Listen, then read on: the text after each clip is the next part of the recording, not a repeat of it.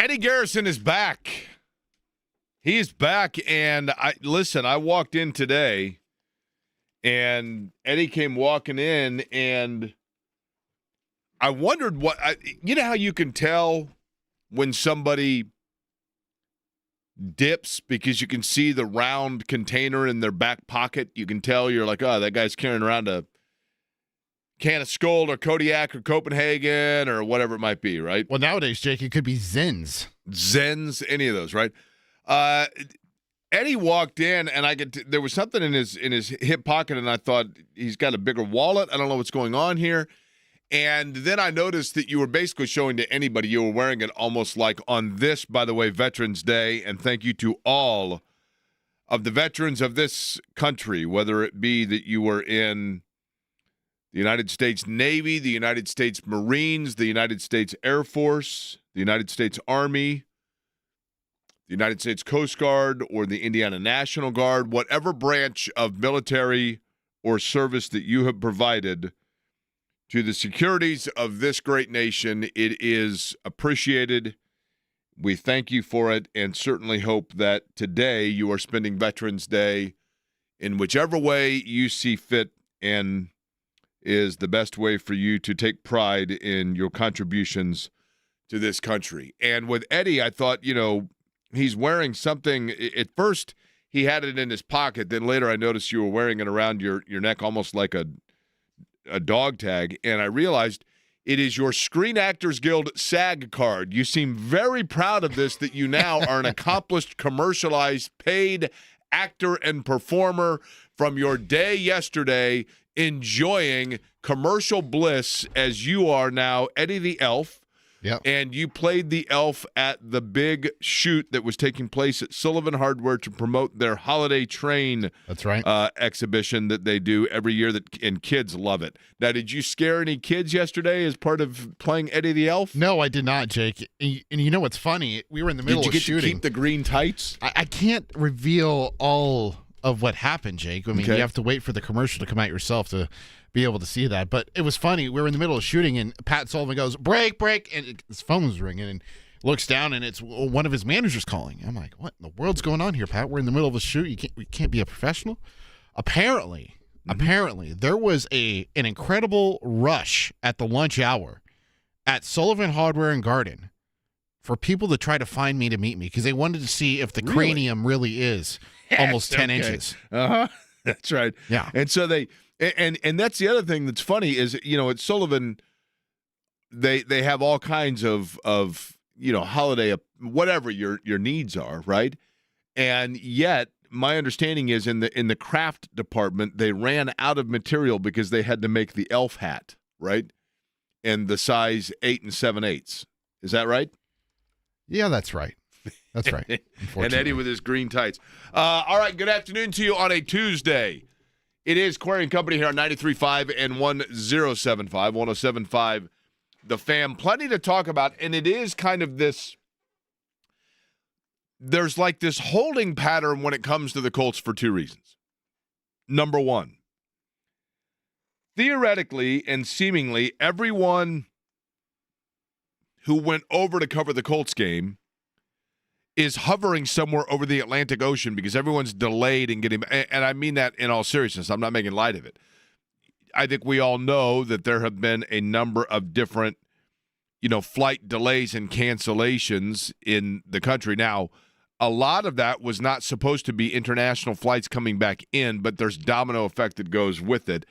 And so James Boyd, Stephen Holder, others that we know have had some challenges in their travel back from Berlin. But in addition to that, not just the travel aspect of talking about the Colts, but because it is the bye week, it feels like the conversation of the Colts also just kind of gets delayed because there's not a whole lot of new news based on the fact that the Colts are getting that time away. And I think that's a good thing. The NFL bye week is a strategic, if you use it as such, mechanism in many ways. Number one, I think for a lot of players, it is just an important, almost mental escape. Mental escape. Well, I don't know what he's talking about. They only work 17 weeks. What's his load management? Bring a lunch pail. I get it.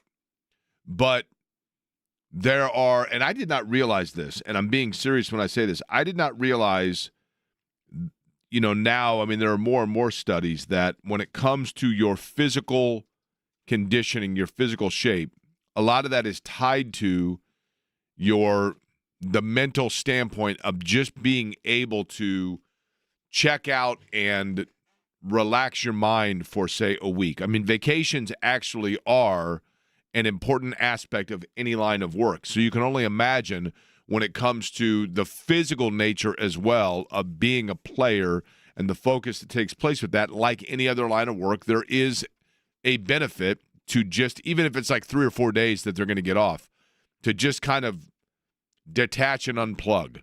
And I think that's where the Colts are right now. Then, of course, you get into the health status of it. And for that reason, I have always felt that it is benefit to have your bye week come later in the year. What's the first week, Eddie, that the NFL season does buys? Is it like week 6 maybe? I believe it's week 5. I mean, at that point, it's kind of like, really? Okay. I think there is a huge plus to having it happen now because you feel like, from a mental standpoint, okay, you reset and then you come back and you kind of make the home push here, if you will, even though they still have, obviously, 7 games remaining. I mean, nearly half of the schedule still remains. But just from a health and mental standpoint. And I think from a health standpoint, you've got to feel pretty good about where the Colts are. Yes, DeForest Buckner is a key part, right? Mooney Ward is a key part. And Anthony Richardson could be a key part if there is a spot where Daniel Jones has a situation where he needs to be spelled for a game or two. But for the most part, Eddie, would you agree that the Colts are in pretty good shape from a health standpoint? I would agree, obviously. Overall speaking. Yeah, overall speaking, obviously the DeForest Buckner injury right before the bye week kind of sucks just because of where you're at in your upcoming schedule. You have Kansas City coming out of the bye, and certainly you would want him out there because that's going to be a marquee matchup for the Colts next Sunday. But, yeah, I mean, they'll get Travarius Ward back after the bye week, hopefully, against Kansas City. And outside of that, they haven't had any, major injuries. Sure, Justin Wally back in training camp and during OTAs, I can't remember which one it was a little bit of a curveball for this defense just because of the fact that he was tracking to be the starting quarterback out on the opposite side of Travarius Ward, and would have been nice for him to go out there his rookie year and kind of show what he's doing. Hunter Wohler, another one of those guys that was hurt in preseason that, was kind of flashing during preseason action, and potentially a replacement for Nick Cross, depending on, how Hunter Wohler performed, how Nick Cross performed, but all that has kind of changed here over the course of the season, Jake, just because you add Sauce Gardner and Nick Cross has had a solid season so far. Now, the other side of that, when it comes to injury, health coming back, right? What about on the other side of town with the Pacers and starting to get better news in relation to, in this year, look, when we were talking about the Pacers over-under in number of wins, and I said to anybody, I literally stood atop the Salesforce Tower and was screaming. And I'm like, I think 38.5 was what Vegas had at the beginning of the year. And I was saying, this is the biggest no-brainer in the history of sports, push all in. However, I did give caveat, if I may excuse myself here, of that's assuming they stay majority healthy, even without Halliburton.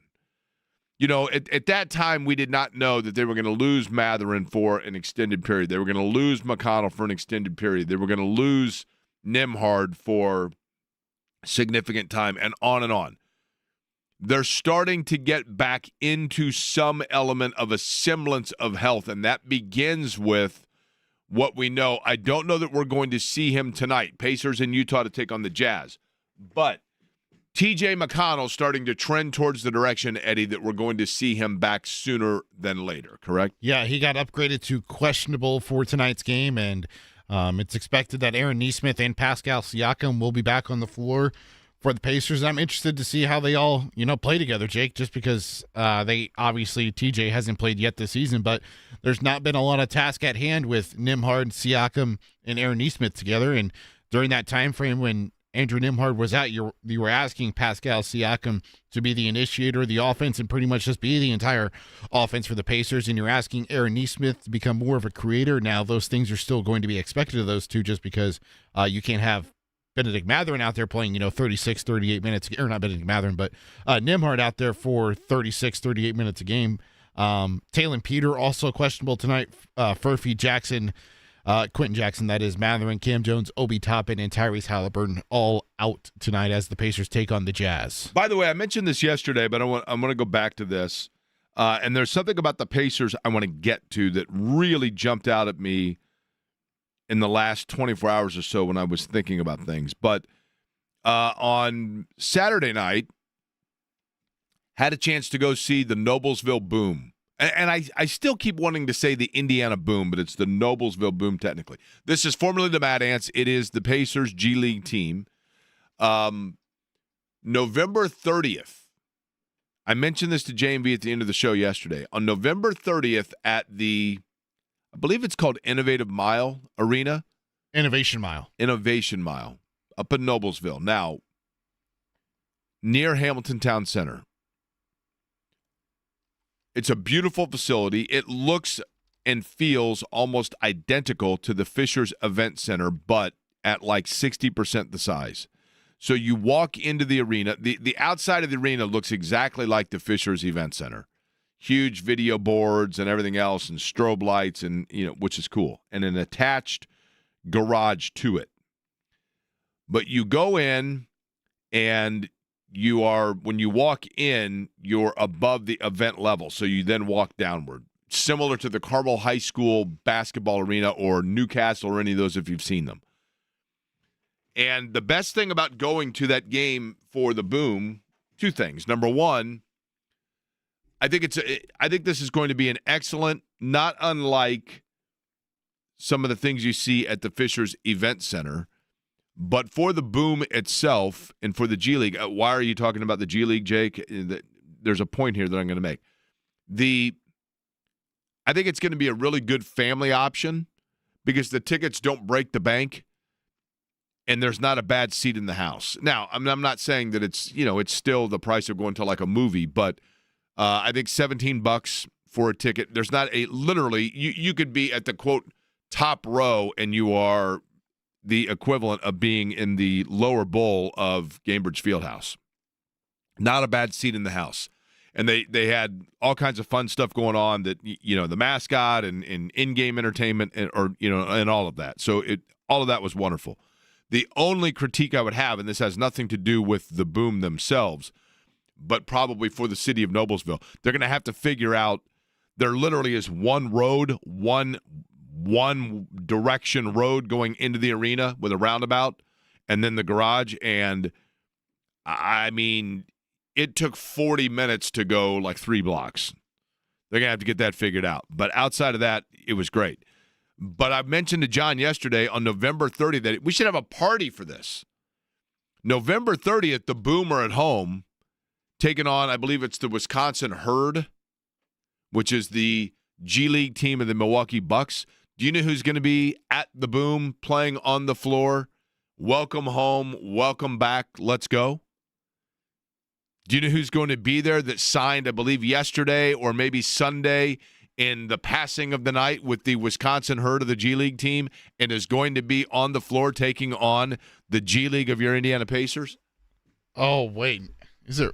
It's not. I know it's not your favorite basketball player of all time. And it's not Bismack Biyombo. It's not Bismack Biyombo. I did see that I believe it's this player, was coached by our 12:30 p.m. guest. That is correct. Tom Crean's going to join us in about 15 minutes. We'll talk IU basketball. Victor Oladipo in the G League with Wisconsin, and he will be here on November the 30th. The Boom were really fun to watch, and a big part of why they were fun to watch was Kyle Guy, the former Lawrence Central star that's now, obviously played at Virginia, won a national title, and was in Sacramento in the NBA. But he still has, as the kids say, Eddie, he looks very bouncy. Really? I thought he looked really good. He just seemed to be, I don't know that I ever necessarily recognized or noticed previously his floor vision and ability to pass the basketball, but And at Virginia, you certainly knew that he was a guy that could score, and he has a lot of, again, athleticism about him.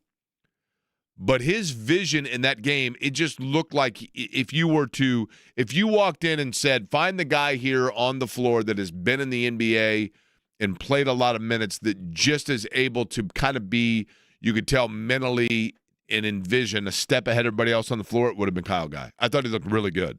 Now, that's relatively inconsequential, except for we know that there are guys that you can facilitate going from the G League into the NBA to play for the Pacers in spot situations if need be. But all of those guys are already on the floor for Indiana, right? And if you like Quentin Jackson and you like Ray J. Dennis, and I'm trying to think of who the other player is. Oh, well, Talon Peter, obviously. You're going to get plenty of time to see those guys as well playing. Just allow yourself plenty of time to drive in and park. That's the only thing I would say. To play for the Boom. But it was pretty cool. Last night, Tom Crean, by the way, coming up again just under 15 minutes from now. Last night, Packers and Eagles. Did you watch it, Eddie? Painfully. It was not overly exciting. Is that what you're getting at? No. Fourth quarter was a little entertaining. It was. Very, very questionable calls by Nick Sirianni at the end there. But, it is – I think this goes back to, and this is what's fascinating about the Colts season. There still is in your mind, and when I say this, probably Colts fans are going to be screaming at their radio. And this was probably true last year for the Pacers as well, when it was well into the year with the Pacers where you realized and had that epiphany of like, you know what, they belong here, right? Mm-hmm. And for the Colts, when you watch a Green Bay and a Philly, in my mind, I'm watching that and I'm thinking to myself, here are the two of the upper echelon teams in the National Football League. Here are the two teams that are like in the upper quartile of the upper quartile, which is rare air. And watching it, it feels in my mind, I still have it ingrained in my mind. And before people jump all over me, let me finish here. But I'm watching two teams that it feels like in my mind are on a different level from the Colts. And then I have to remind myself that's not the case. These are two teams that are actually looking upward at Indianapolis. And it still feels surreal because, not unlike Indiana last year in college football, it feels surreal to know that by record, by projection of where it can go in the postseason, all of those things, that the Colts are above those two teams that you're watching until you watch that game because, I mean, that was, to your point, not the finest of performances. But you got to give credit in the end to Philly for figuring out a way to get it done. And Green Bay, like, is Jordan Love good? Is he an upper echelon quarterback? I think he is, right? Yeah. I think he is. But last night, it was a struggle, right? I just think they are – Green Bay does not have enough talent at the receiver position for Jordan Love to really flourish. Fair. I mean, Romeo Doubs goes out in that game. Their first-round pick, Matthew Golden, was unavailable. And then you're looking at guys like Dontavian Wicks, something Heath, and who knows who else. Something Heath. Yeah. Do you like – speaking of candy bars, do you like the Something Heath candy bar? No. Are you a fan of the Heath or more the Score? The Neither. Score is like the lesser-known version of the Heath bar, but I think the Score might be the better candy bar. Yeah, not sure of the Score there, Jake. You're not a fan of Heath candy bars? No. What do you not like? Do you like chocolate? I do. Okay. Do you like toffee? No. How do you not like toffee? I don't like toffee.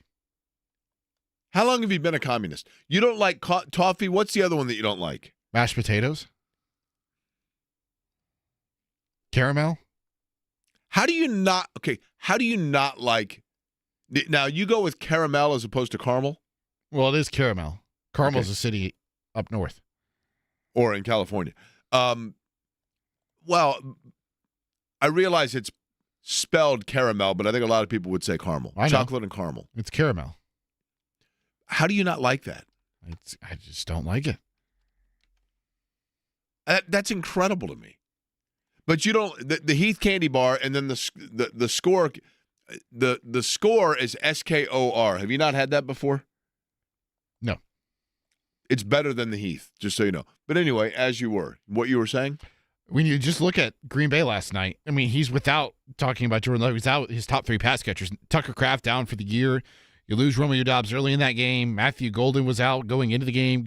Christian Watson's coming back from an ACL injury. So you're asking guys like Dontavian Wicks, Luke Musgrave, Malik Heath, Emmanuel Wilson, who's a running back, and Savion Williams to kind of step up. Oh, and Jaden Reed, who is one of their top receivers. He got injured in the early goings of the schedule. So they're just kind of, looking for a guy to step up in that regard. And you could see it last night that Jordan Love was struggling without any of his top targets like any quarterback would. Speaking of stepping up, by the way, Josh Jacobs needed to do that last night in and again, I realize nobody cares about your fantasy team, but we have the Chicago's Pizza Fantasy Football League. Did you happen to see the results from last night, Eddie? So last night, I will be honest, I forgot to change the lineup, Jake.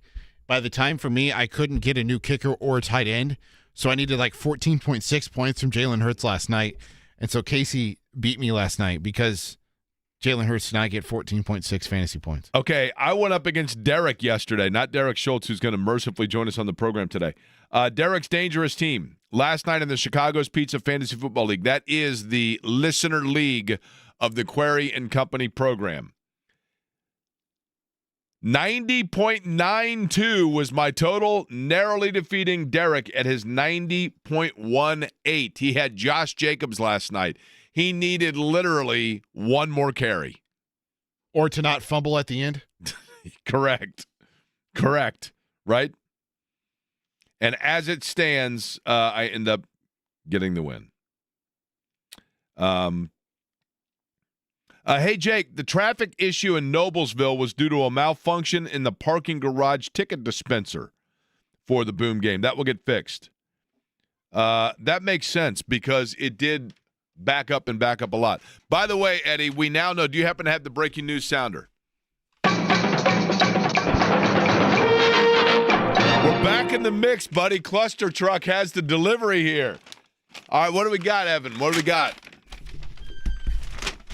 Yes, sir. Back in the mix, we got the Build Your Own Quesadilla. Just cheese, but I love it. That is beautiful. That's one of my go-to orders as well. The Build Your Own Quesadilla is delightful. I noticed what Eddie went with here, huh? Yeah, Korean barbecue salmon. He went with his regular staple. Oh, yeah. Cluster Truck, you guys are the absolute best, man. This is made, and here's what's beautiful about it.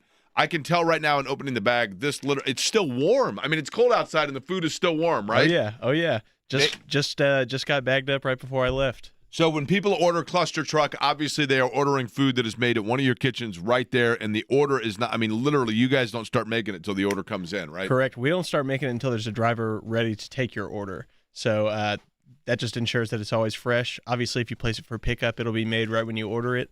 But for delivery, it won't be made until there's a driver ready to take it. Evan, we love it as always, man. Yeah, and I appreciate it. I've been looking forward since you sent the email to the cheese quesadilla, man. Let me tell you. Very nice. And well, Eddie, his Korean barbecue. All right, appreciate it. Cluster Truck in here. When we come back, we had mentioned he is a guy that coached Victor Oladipo, who is now in the G League, but more notably, he had the television game between Indiana and Marquette, his two old schools, as a matter of fact. But what did Tom Crean see out of Darren DeVries' group that he liked?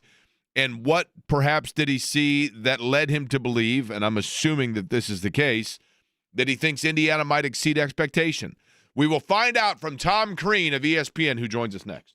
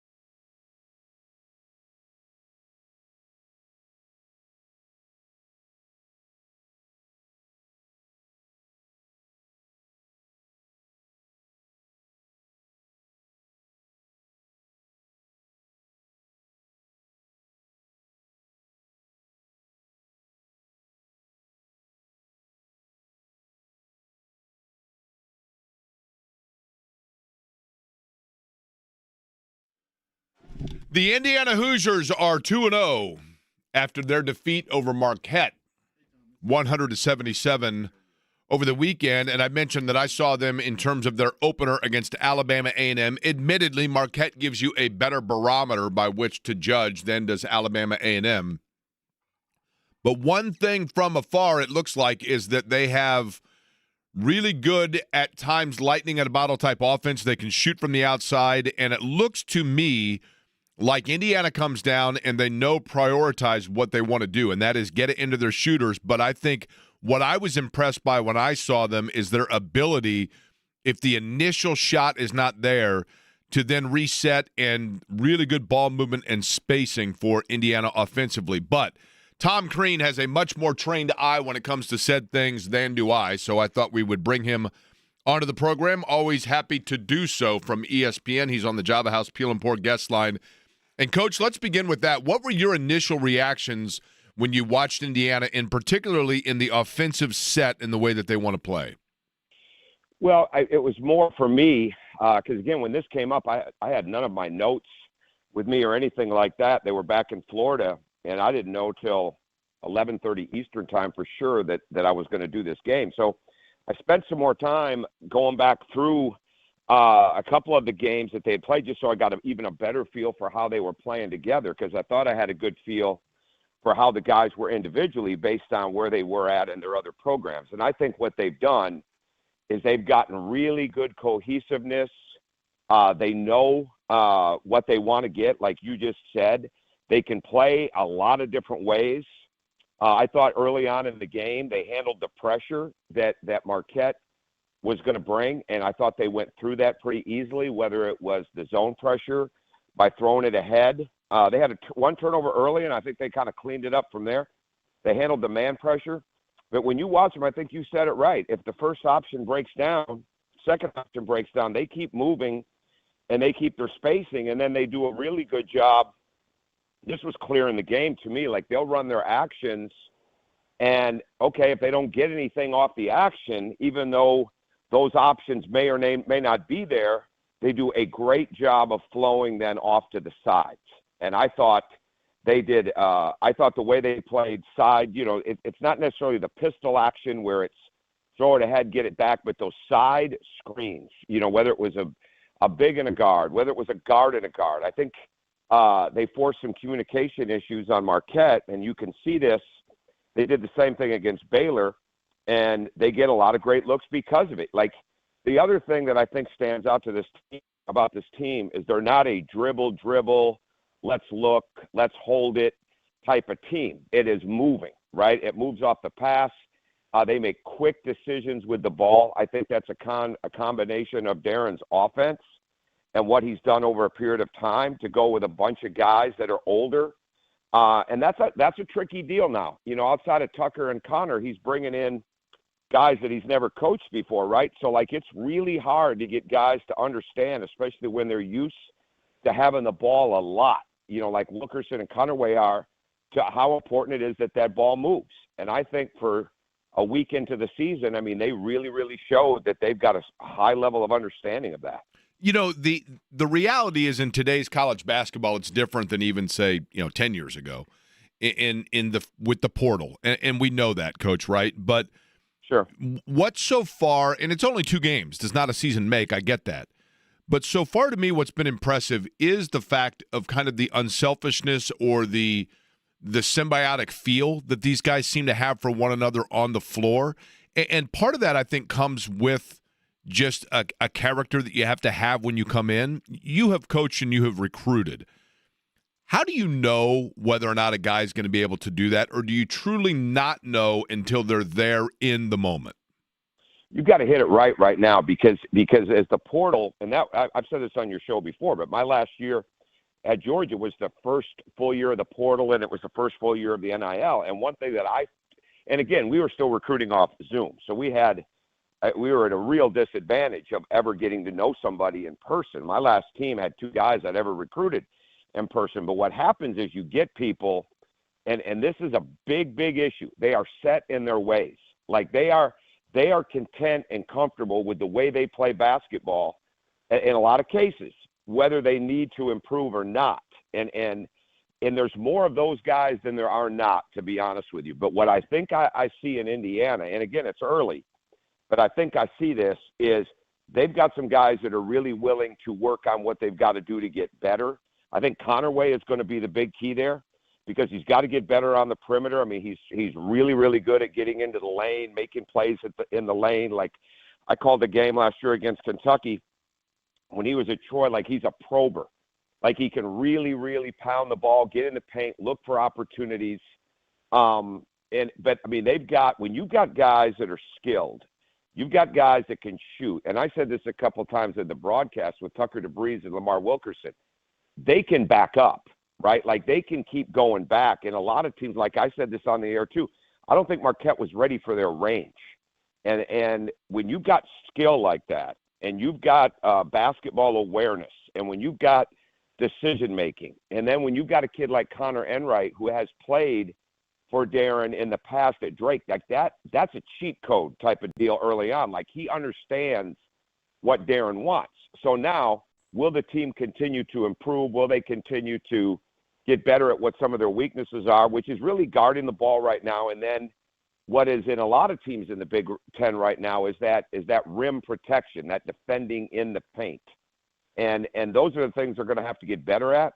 But there's no doubt that the skill level, they're looking to make each other better. And I think to get that with a young team, with a young program, because it's a brand new program again with the new players, they're older players, but that is hard. And then the way they've integrated Trent Sisley is tremendous. So they got a lot of really good personnel. They've got a lot of skill, but they have an unselfishness. And the Trent DeVries show in the first half was incredible. And it wasn't just how open he was getting so many different ways for shots. It was how much they were looking to deliver him the ball where he could do something with it. He rarely ever had to adjust his hands, his feet, any of that type of stuff, because, again, this is a great sign for this team moving forward, because it certainly wasn't a strength of their team last year. And they can pass the ball. They can really pass the ball. And it's interesting because Tucker DeVries, I noticed this again when I was watching him against A&M. There were a couple of shots he had where he's coming off, say, a curl, and he doesn't need a lot of time to have to square himself, right? I mean, you know what I mean? Like he's got a real good idea of where things are. I wanted your thought on this.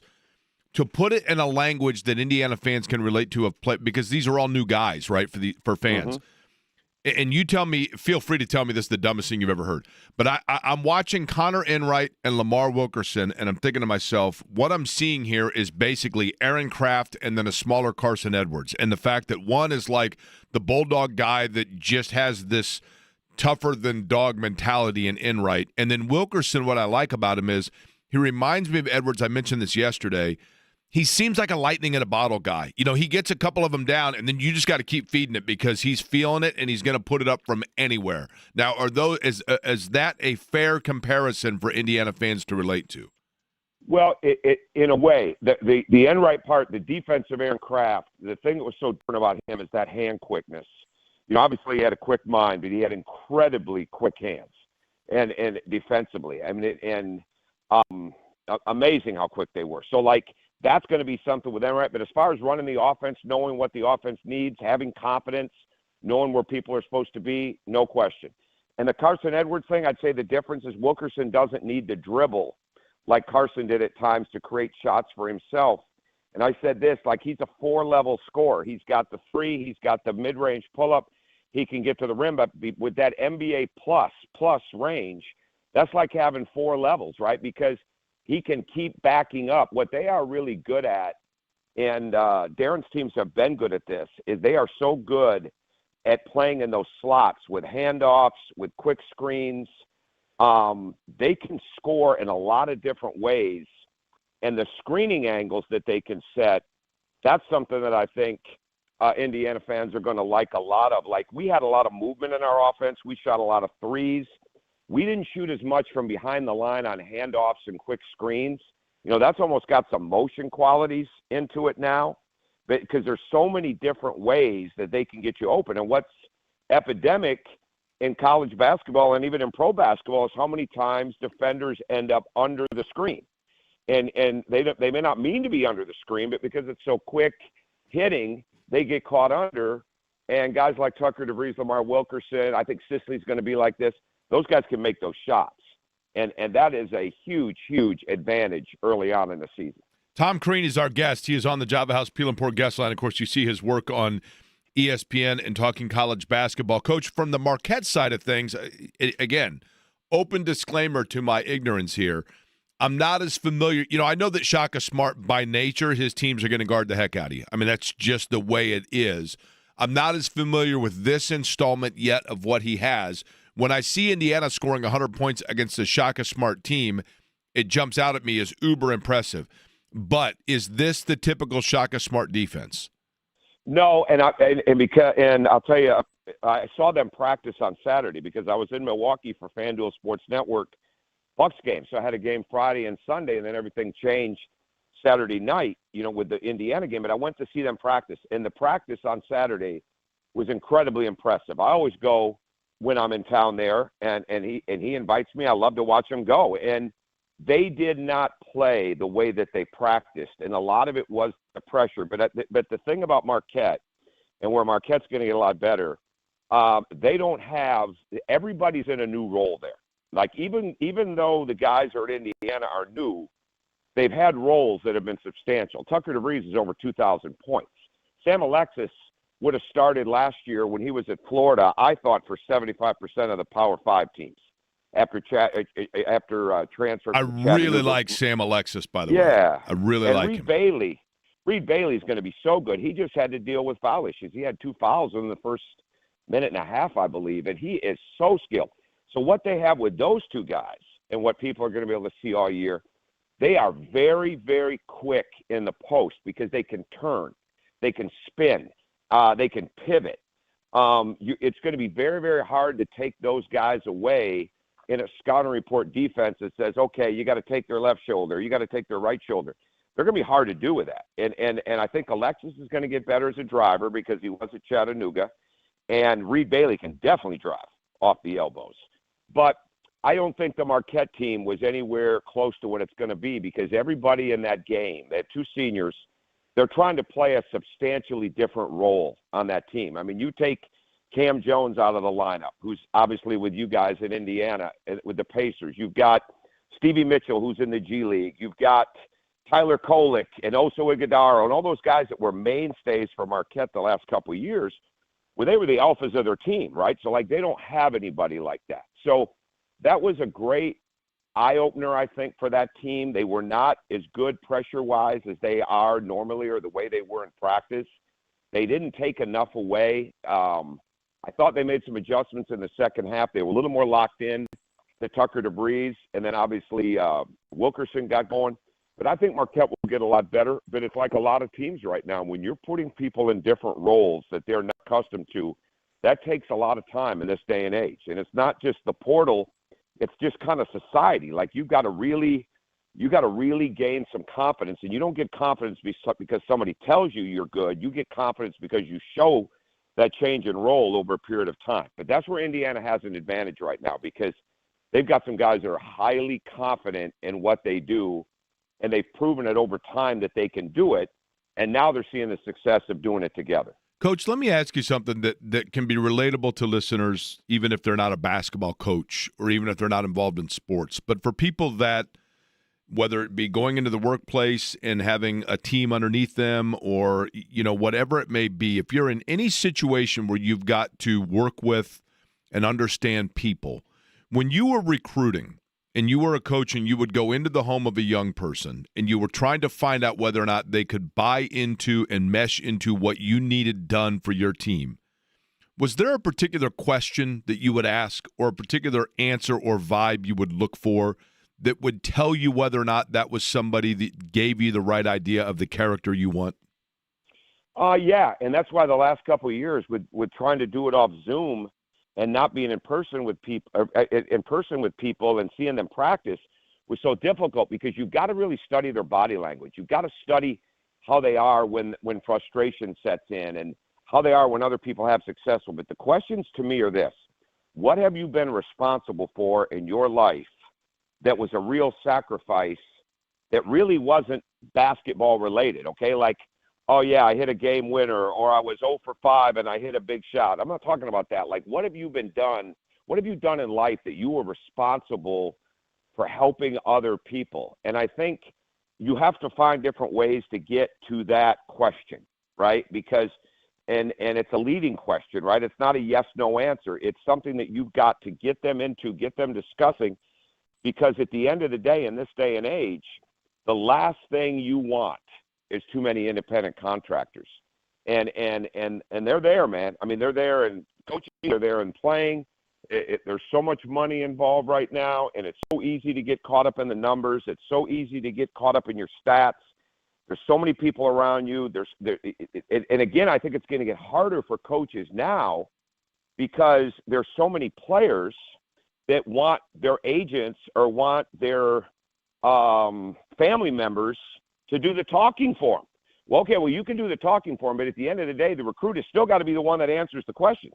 And I think the coaching staffs that can really get into it with a player from observation, from watching the body language, from seeing them in different situations, but from really diving in and getting a feel for what they're all about. That's where Shaka Smart has done a great job. And I think Darren will. I think that entire staff will. They've got good communicators on that staff. I think they'll do that over a period of time. And it's just one of those things, Jake, that the big business of college basketball cannot overtake the responsibility that you have to figure out what somebody is all about. Because at the end of the day, in a transactional world, which this is, in sports with the money, you are still trying to transform people into a program, and you want to transform people into a mindset of helping each other be successful. And those are really, really hard to get, especially at the Power 5 level, because there are so many players on a team that want to get to the same place at the same time. And that's why what he's doing with a group of seniors is really impressive so far. Okay, lastly, Coach, and I know that, and I appreciate it, Tom Crean is our guest. I know that you mentioned that, it's like the 11th hour. You didn't even realize you were going to be doing the game. Clearly, you have found a home in television and in broadcasting in general. Was it in any way, shape, or form, kind of weird, to do an Indiana Marquette game just because of the obvious, the resume of Tom Crean? Well, I never asked for it, which I look back at it and say, man, maybe I should have, because I found out later I was under discussion for that game, but I've never asked for a game. I think I will start to do that now. But the bottom line is, no, I when I found out it was like 10:30 Central Time in Milwaukee, I'd started some work because it all came up about 7 o'clock Central Time, and I was up to like 2:30. Close 2:30, 2:45, something like that, just studying and making sure, because like I said, I had no notes. So a lot of it was going off memory, but I still wanted to have some things written. It wasn't as weird as I thought it would be. Maybe if I go back into Assembly Hall and do a game, which I hope to get to do because I'm with NBC and Peacock this year too, as well as ESPN. Like if I get to do that might be a little weird for a minute. It really wasn't. I felt very comfortable doing it. The fans, Jake, they were unbelievable. They were unbelievable to me. And I had to get out right away to get back because I went back to do the second half because the FanDuel Sports Network people were kind enough to let this happen in that late hour. So I didn't get to stay as long as I would have wanted afterwards. But the way people were and the clapping and the pictures like that meant a lot. That's something that I hadn't been through. And to get that from both fan bases and to feel that, I can't tell you how good that made me feel. But it really wasn't weird like I kind of thought it would be in the game. I just kind of got right into the game and wanted to make sure it was my first game of the year. I wanted to make sure that I made some mistakes, talking too far into the next action and things like that. But I just wanted to bring it to be a good broadcast. And working with Dave O'Brien is fantastic. But it wasn't as weird as I anticipated when we knew I was going to do this. Well, it was great. It was a great game. It was a good broadcast. FanDuel, ESPN, NBC, Peacock, and 107.5 The Fan. That's all the places you can hear and see Tom Crean, right? Absolutely. I always enjoy talking to you. So, Coach, appreciate it. This team's got a lot going. You know what they are right now? They're in shape. And to play 7.5 guys like he did, because that wasn't always the case early on in last year's team. And I think this conditioning aspect of them is going to serve well, because those guys have a real grit and toughness about them. and they overcame a team that was playing 10, 11 guys and they're playing like pressure D. They're like beads of water on your windshield. I mean, literally, like you're watching them in movement, and it's just boom. They're all, you know what I mean? They're one place to the next offensively. It's impressive. Well, and they've got a real chance because the league right now, outside of Michigan, potentially Michigan State, potentially, it's not a great defensive pressure team in the lane. Like right now, already in 3 games, I think Purdue has given up 70% their points at the rim, right? Like that's the offensive field goal percentage of the opponent. Like that's got to be something Purdue's got to get better at too. So the teams that can cover that up this year, that can have good rim protection, that can guard the ball, keep the ball out of the middle. Marquette really got inside those elbows all game. You know, if they can keep shoring up the things defensively at Indiana, that offense isn't going to go away. Coach, we look forward to watching it. Look forward to watching your games over the course of the year as well, and always welcome back on, but appreciate the time today. On short notice, again, just like that game. Appreciate the time. Happy to do it, man. Thanks a lot, Jay. All right, appreciate it. Tom Crean joining us on the Java House Peel and Pour guest line. I did have something with the Pacers that popped into my mind. You heard him mention Cam Jones right there. And there's something that happened quietly in the night during the NBA Finals that I think is going to pay dividend. I'll get into that next.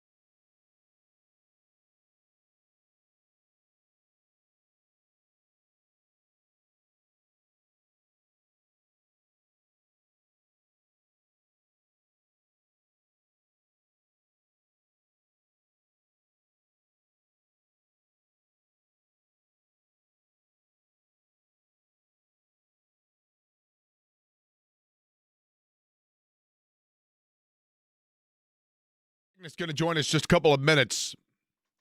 Talking about the Pacers getting set for Utah tonight against the Jazz out in Salt Lake City. We have entries for the Drumstick Dash to give away, correct, Eddie?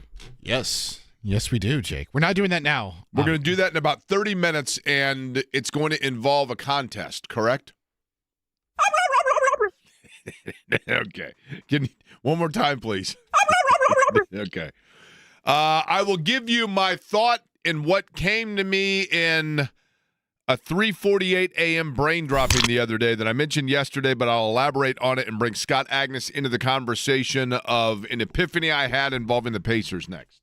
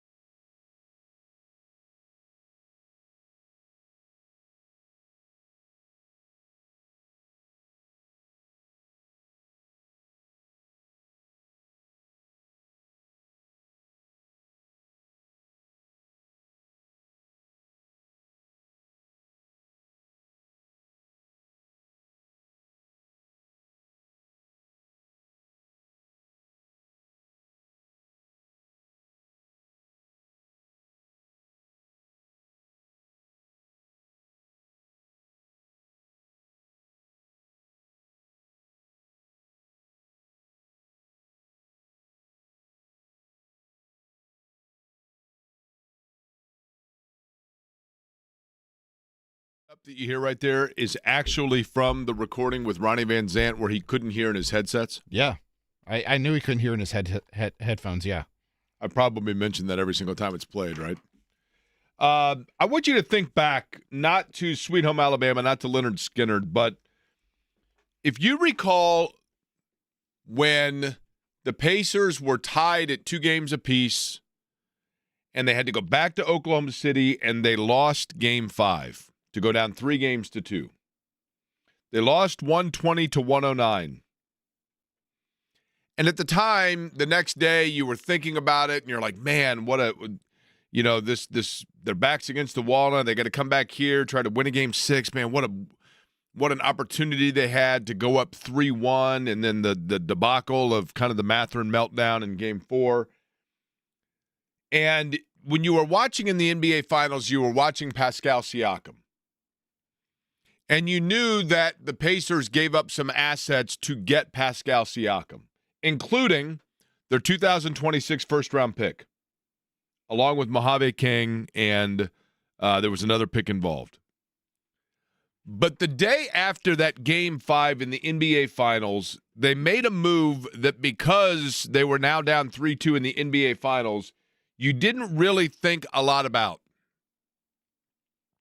Their 2026 first-round pick that they had initially sent to Toronto as part of that Pascal Siakam trade, Toronto then, in turn, used that pick to try to get Brandon Ingram. He was involved in a trade as well with New Orleans. And what happened on June the 17th is that the Pacers made a deal that kind of went off radar to get back that pick that they had previously sent as part of that Pascal Siakam deal. And so actually they traded Mojave King, and a future pick to get that first-round pick back. So initially that pick was part of the Siakam deal. Toronto sent that pick to New Orleans, and then the Pacers used Mojave King and a pick to get back their 2026 first-round pick. They did it the day after they went down 3-2 in the NBA Finals. And at the time, because the conversation was about the fact that they had lost by 11 the night before, they were now down 3-2 in the NBA Finals, and theoretically, that pick was like, yeah, okay, great. So they got back a pick that's probably going to be like the 29th overall, the 30th overall, probably some two-way player they're going to get. Great, whatever. Wake me up when it happens. And here we are. And now all of a sudden you look at it and you go, whoa, wait a minute. The Pacers, based on attrition, no Halliburton, no Nembhard for the better part of the start of the season, no McConnell for the better part, even though he's about to come back, no Mathurin, no Toppin, all of it. When you look at where they are slotted, that well could be a lottery pick. And then as we bring in Scott Agnes from Fieldhouse Files, and Scott can feel free to disagree with me, there are a number of things they can do with that pick. But assuming that is going to be a high draft pick this year, my thought would be, Scott Agnes, and you tell me if you disagree, that gives them flexibility not to find the next Miles Turner, as I think people would look at, but rather to perhaps find a replacement for a Benedict Mathurin. Because if Mathurin is about to go into free agency as it is, or his contract's coming up, then this gives them the ability, if they so choose, to flip Mathurin into an established player that becomes your Miles Turner replacement, and then you draft a player that can become a wing role player, bench player for you to eventually take the minutes that would have been Benedict Mathurin's. A lot in play there, but I think it's interesting because it kind of went as a ship in the night. Now that's a storyline that is there before us. Scott Agnes from Fieldhouse Files on the Java House Peel and Pour guest line. What say you with all of that commentary, Scott? Yeah, hello, Jake. And great point in terms of this being such a huge weapon that the front office did in the midst of a playoff series. You just don't normally see one action during the series and one involving one of the two teams in the finals. But it was such a heady move for them ultimately to get their pick back for this upcoming season. I think a lot of factors went into it, but you're right. It's the flexibility in the way in which you could utilize it. And if you're in New Orleans at the time, you're sitting there going, hey, look, The Eastern Conference is wide open. The Pacers are the class of the East right now. They had seen Boston and Tatum get injured. Philly, who knows what's up with them. Cleveland fizzled out in the playoffs. And you think, hey, look, Pacers might be, one of the best teams in the league next year, therefore one of the worst picks. Let's push it down the road. And in turn, it looks advantageous certainly for the Pacers right now. And yeah, it could be Mathurin. The reality in all this is the Pacers have just paid a lot of players. So it would be favorable for them to get a couple of cheap players as well. When you also consider, you might soon here in a couple of years, you got Jarris Walker to pay. Mathurin, what happens with him this upcoming offseason? And you have to go out and go get a more costly center as well. So a number of ways they could utilize it, but they rarely get a top pick. So if it holds, which it's still so very early, that it's a draft that so far those that really study it, Jake, have been really impressed with the depth of it. I think Jarris Walker, Scott, is a curious case, and let me explain what I mean by that.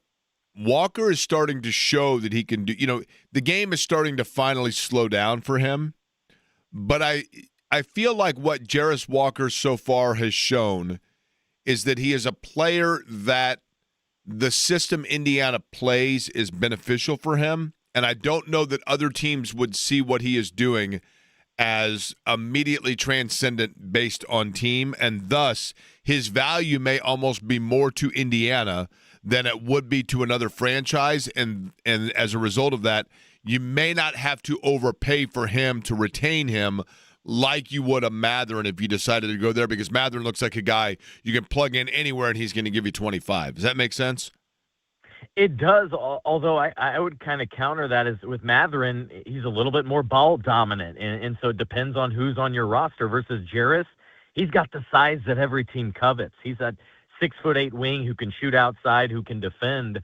I think he can adapt to the system that he goes to and lean on those intangibles that he was given, whereas Mathurin's a lot more of, okay, let's make sure he gets enough touches, gets his shots, gets to the free throw line. Yeah, Walker to me, do you see Walker, and I know he has shown it, Scott, right? And you would have probably the numbers before me, in front of you or more aware of it. Do you think of Walker as an outside shooting, I'll use the word threat for lack of a better phrase, but are they comfortable with Walker as an outside shooter? Yeah, for sure.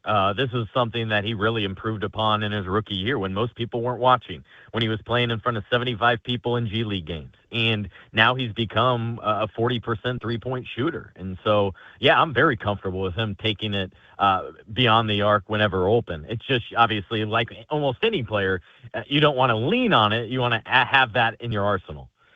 By the way, I saw you there. Your thoughts on the Boom game. I mentioned it earlier. I guess they had it was explained to me that they had an issue with the garage in terms of the ticketing for the garage, and I guess that's how I got to park free. But that said, your overall thoughts on the new arena and just the experience people might get that can't go to a Pacer game but are able to go out and see the Boom. Yeah, I thought it was a really exciting night. I think they have to be encouraged by the fact that they had basically a sellout crowd for their scrimmage. There were, 1,000 people probably for their free open scrimmage. And you never know with those things, right? Like it's a newly established team to the market, and they're finally marketing the team. It's a new name, so that might breed some unfamiliarity. And I thought overall, the only negative I had heard was what you just referenced, was the parking issues. People delayed getting into the games. And I would chalk that up to, hey, look, this is the first time for everybody, the workers, fans getting to the game, what time and such. So once you get into the game, it's a very similar game experience. In fact, many of the people putting it on are the same Pacer employees that work Pacer night games. And so I think it's a very affordable option here. And if this Pacer team ever gets healthy, Jake, it gets even better because you'll utilize some of those two-way players that the Pacers have depended on right now. You come out and see Quentin Jackson or Talon Peter or, whoever it might be, right? Scott, to me, the other thing I was just stunned by, in a good way, we were driving in and all of a sudden we hit all this traffic. And I said to Shannon, I'm like, well, I don't think this is for the game because I don't know how many people knew about this. And I was amazed how many people came out for it and were aware of it. But I also just thought, Scott, it was a real coup here for the Pacers, for young kids who, because, Pacer games it's a lot. I mean, it's a big crowd. It's louder. It's more expensive, obviously. Just seemed to me to be the perfect family environment to introduce young kids to NBA or high-level basketball. Entirely agree. And there's a number of ways here. Cheaper tickets. How about those more in the suburbs that, maybe don't have a 35, 45-minute drive, or you have to deal with the construction? It hits a whole different market. I think it also allows for fans, adults included, to get closer to the action. There's a lot of corporate seats, right, in these major venues, and you can get pretty darn close right there in this comfy, cozy 3,400-seat arena and get a good vantage point. I'm sure Pacer players in a quiet part of their schedule will make it down there to support. You had several of the two-way guys there for the open scrimmage just to watch and support. And so, yeah, I think this is going to go over well in this market. Especially the best thing about all this to me is, in addition to marketing the team, Jake, is they can have good timing of games because this is their arena. So like the other night, a Friday night, Saturday night at 7, those things, versus the last 4 years, they've been playing Tuesday at noon, and things just whenever they could get in the field house. So early impressions were very positive about the whole experience and the game atmosphere. And I think it's also a bonus to have a player we're all familiar with here in Kyle Guy that right now has had to lead the way. But the disappointing thing is the injury bug is extended from the Fever to the Pacers and now to the Boom. They had to have an emergency hardship player added last week. The Boom had one, you're saying?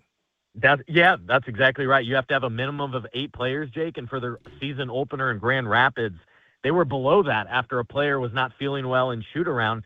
So a player they had just cut last week was driven in from Chicago and had to play in the game. So, yeah, I don't know what it is, but I wish this injury bug would go away here indefinitely. Scott Agnes is our guest, Fieldhouse Files, where you can read his work. He's on the Java House Peel and Pour guest line. Jake25 is the discount code for 25% off at javahouse.com. Scott, TJ McConnell, back tonight, do you think, or simply is this now the introduction towards starting to look at the games on when there is the possibility that we'll see him? Yeah, I would guess based on how they listed him as questionable, if you go off of what Nembhard was the other day, it means let's see how he warms up, how he's feeling, and then throughout the game, obviously Rick Carlisle and the training staff will watch his minutes. So I would be encouraged, but do not have a definitive yes or no certainly for tonight. But the main thing in all this is it allows them to get another playmaking guard, and Nembhard can get back to running the starters, McConnell back with the reserves, and then you get some sort of continuity, some familiarity that's been completely lost through the first 10 games of the season. How would you assess Nembhard just in terms of his return and knocking off the rust, so to speak? Far beyond my expectations, right? Like he's played one game this season until his return. And so no way he wasn't out of game shape and game rhythm, and a lot of new players that he hadn't played with before, and you wouldn't have known it. So I was very impressed with the way in which he quickly came back and was able to play a key role for this group. Scott Agnes is our guest, Fieldhouse Files. Scott, I was thinking about this as we were talking about it off the top with the draft pick, okay? Mm-hmm. When you look at, Siakam notably, but if you assess this season, and I don't know when it would be the case that the Pacers would look at this, but we knew going into it what the reality was with no Halliburton. Do they begin to temper, you think, in any way, shape, or form, the minutes that some veterans are getting just to make sure, and I'm not saying to tank it, but rather to be conscientious and aware of the mileage they're putting on players that they may need to be fresher in, say, a year or two, dumb as that may sound? No, I would agree. And I don't even think the more long-term, it's more the short-term, is the overuse leads to injuries. And right now they've got injuries in many cases that have been some overuse. And one of the great storylines for me, I thought, coming into the season surrounding this team is how did this group handle their offseason differently? Because instead of, their season ending by May, it went in even another month into very late June. And so it really does not allow them the opportunity to take a full month and a half off. Then they got right back to it, Jake, in early September at Siakam's players-only mini camp. Then you get to camp, and this team was playing hard and picking up full court in the preseason. Just so many different considerations that this front office, training staff, coaching staff have to consider. And I thought we saw it for the first time the other night, second night of a back-to-back. And Neesmith, rather, not completely healthy, dealing with a little pain. So they said, hey, let's not force it. Siakam, his workload has been overwhelming, I would say, as he's had to do everything to just keep them in games, to keep things reasonable. And so sneaking in a rest game for him, I think that was totally reasonable. As much as you hate it for fans in person and watching on TV, I think it just is not sustainable for him to do what he is having to do given the lack of players available. So, yeah, I think they absolutely have to and will be mindful of that with many of the players that have played a ton of basketball over the last 3 years with them. Scott, you're in Florida right now. What part of Florida? Bel Air, Florida, so right by Clearwater. Bel Air, Florida, not to be confused with Bel Air, California. Okay, what's the temperature? 55. You would have never Really? guessed that. Really? I wouldn't have either. We got a cold front for a couple days, unfortunately. Well, it's all relative, right? I mean, it's like 28 Of here. course. It's 55 here in the building. It's 55 in the bathroom. Isn't that right, Eddie? I don't know. I haven't been in the bathroom. Okay. I just went down to the restroom, the commercial break. I walked in, and Landon, who does Tony Katz's show, was in there, and he was starting a fire. It was odd. Scott, the reason you're in Florida, work purposes, correct? Am I allowed to say that? Yeah, absolutely. Yeah, so Caitlin Clark is playing in the LPGA Pro-Am for the Annika for the second straight year. That'll be tomorrow. It tees off at 8:30 in the morning. She'll play the front nine with Annika Sorenstam.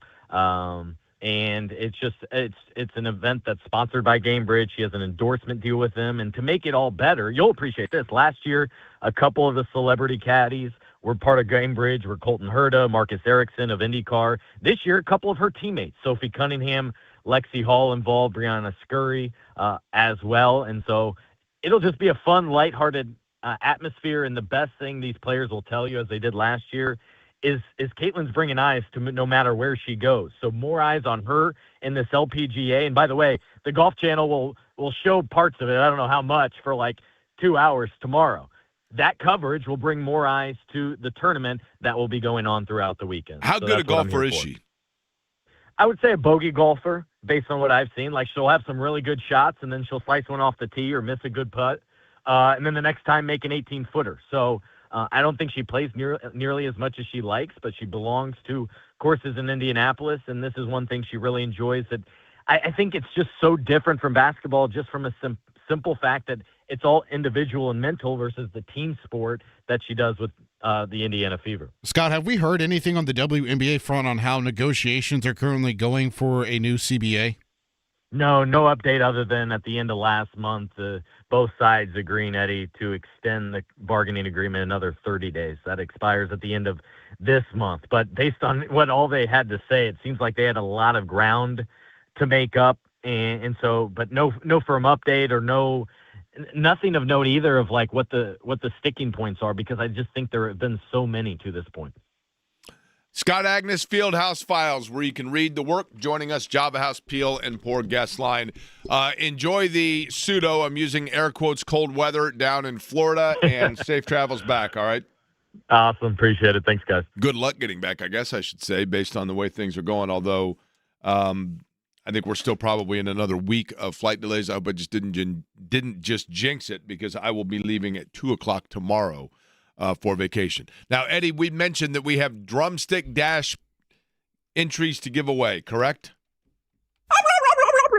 Now, you came up with your idea. I like it. I like the idea on how we're going to give these away, correct? Yes. I want your best turkey gobble. Okay, so basically people need to call in at 239-1070, and if they want to do the drumstick dash, this is all, of course, to move your feet so others can eat. This is part of Wheeler Mission. I'll be down there as well, do it every year. In Broderpool, the run, it's just about – there are two different courses. You can do one that's the shorter course or the bigger one. It's about a 40-minute run depending on your time, but it's just under 5 miles, I think. You can do the shorter one that is right at like 1.75, maybe something like that, a 5K. But the important thing is this is a fundraiser for Wheeler Mission. And when you think about Thanksgiving and you think about the people that don't have the opportunity to sit with the family, to have a dinner, Wheeler Mission puts that on so that everybody can feel that warmth of a meal and of the camaraderie and this city helping out with it. So the Drumstick Dash, a fantastic event. You see people dressed like turkeys, people dressed like Santa, people like yesterday Eddie was dressed like an elf, you name it.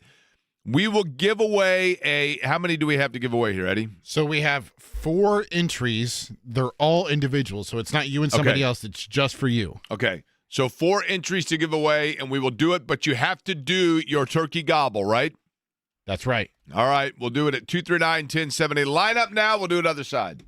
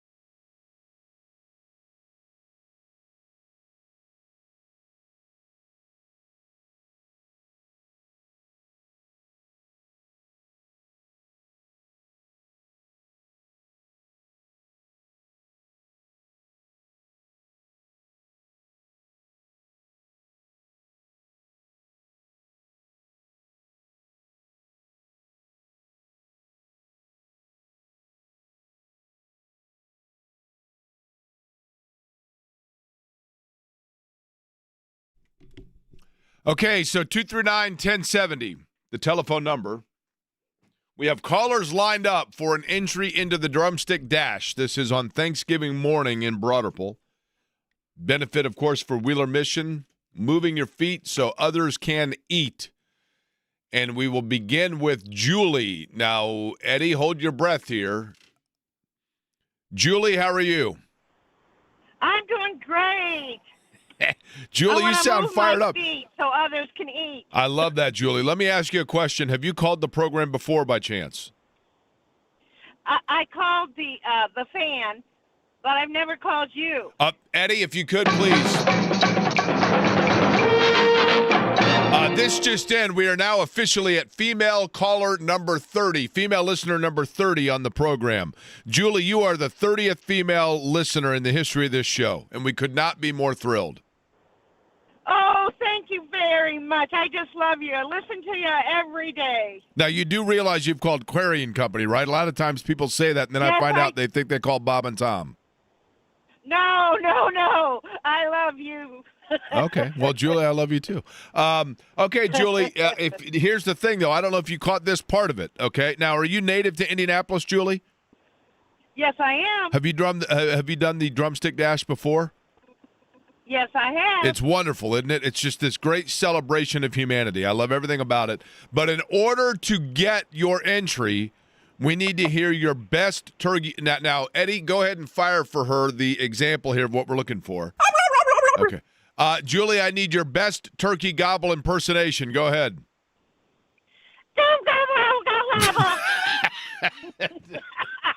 All right. Julie, we'll take it. You're locked and loaded. Eddie will get your information. I appreciate you calling into the program. Female listener number 30 officially here on the show. Chris is next. Julie, hang on the line, by the way. We'll get to you. Chris, how are you? I'm good. How are you?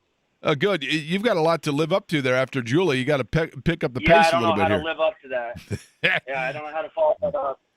Chris, let me ask you something. How long have you been listening to this show? How long you've been on the air, Jake? Oh, okay. Well, I mean, I appreciate that aspect of it. Day one. And if you don't mind me asking, do you like the program or do you simply tolerate it? I definitely love the program, Jake. It's my favorite. Well, thanks. Chris, we're going to hook you up, but you got to give us your best turkey impersonation. Go ahead. Yeah. Now, Chris, wait a minute. Now, hold on, Chris.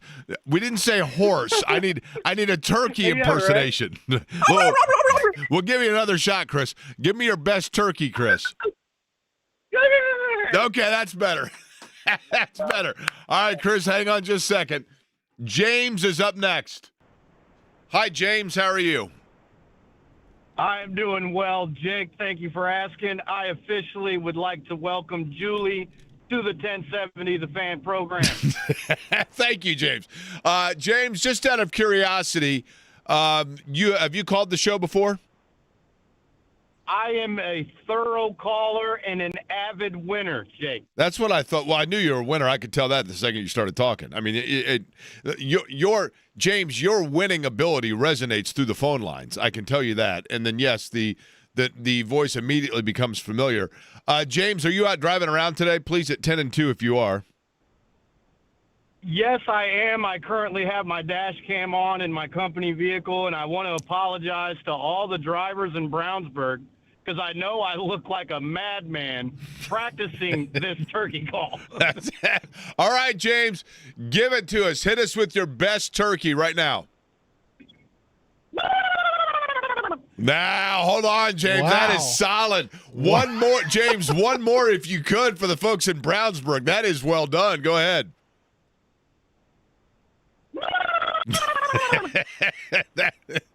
All right, hang on, James. We'll get you there. All right, lastly is Nick. That was pretty good. That was solid. Nick, man, you're up against it here, Nick. What's up? Hey, Jake, how you doing, brother? Thanks for having me on. Oh, you're welcome. Nick, you've called the program before, right? No, first time. Listen since day one, first time calling. Really? Okay, Nick, if you don't mind me Yes, asking, sir. we're going to play a little get to know your listener. We've had a lot of success with this. Kids love this segment that we do. Can I ask the first question? Sure. How many cups of coffee have you had today? 0. Well, Nick, we can get that squared away for you at Java House, the Java House Peel and Pour guest line.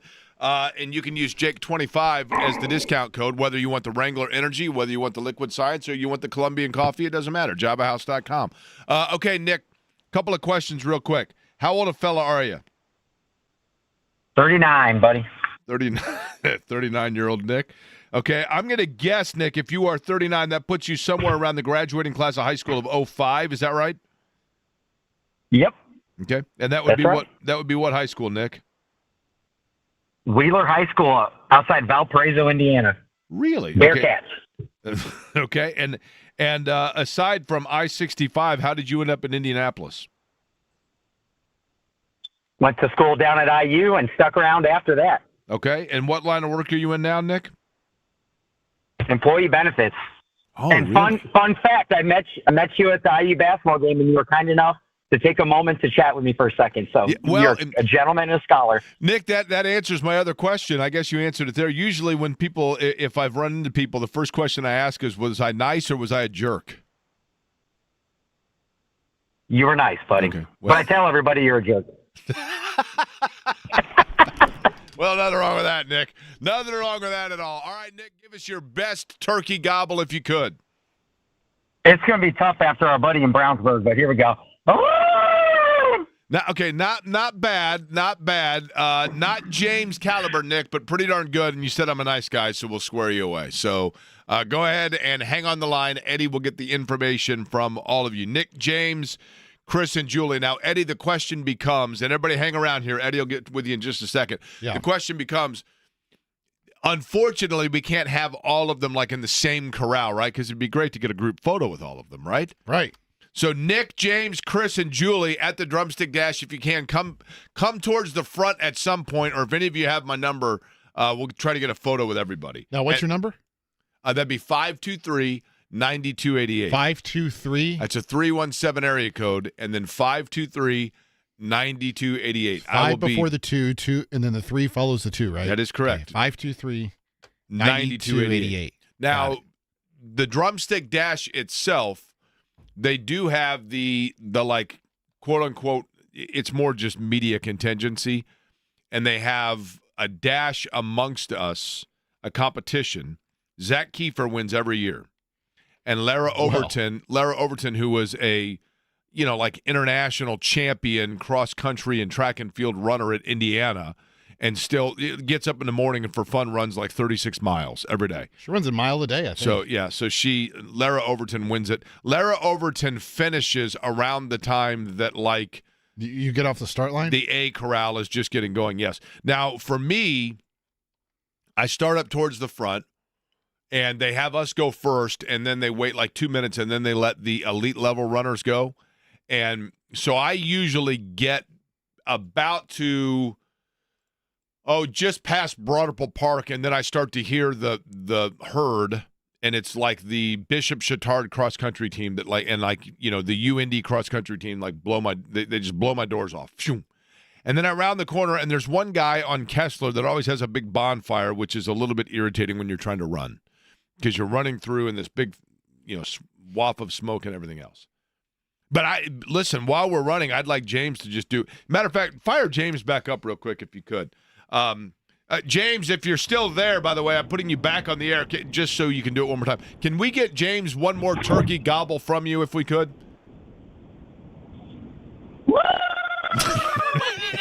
Thank you, James. Okay, that's how we do it. All right, we'll get everybody's information. We'll get you on your way, and you can move your feet so others can eat for the Drumstick Dash. We come back into what I was talking about earlier when it comes to the Colts. And the one thing that I think needs to be spent on the bye week, we'll explain next.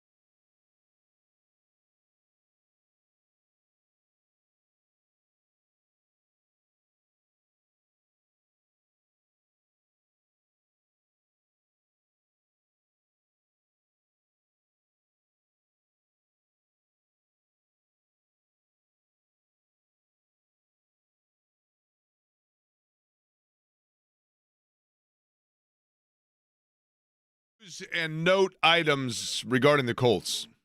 First off, I don't know whether or not they are going to officially undergo workouts, but I'm told, sources tell me, that defensive end Chris Wormley and linebacker / edge Shaq Lawson both undergoing physicals perhaps for a workout with the Colts. Now, that doesn't mean that either one of them will be signed by the Colts, but Shaq Lawson in particular, who is, 10 years removed from being a first-round pick, and Chris Wormley apparently undergoing the medical examination to determine whether or not they will get a then extended an offer and or a tryout with the Colts. But that's not unusual. I mean, obviously, NFL teams are always doing due diligence on all aspects, all angles of what they can do to shore things up. And here in the bye week, the Colts then have to go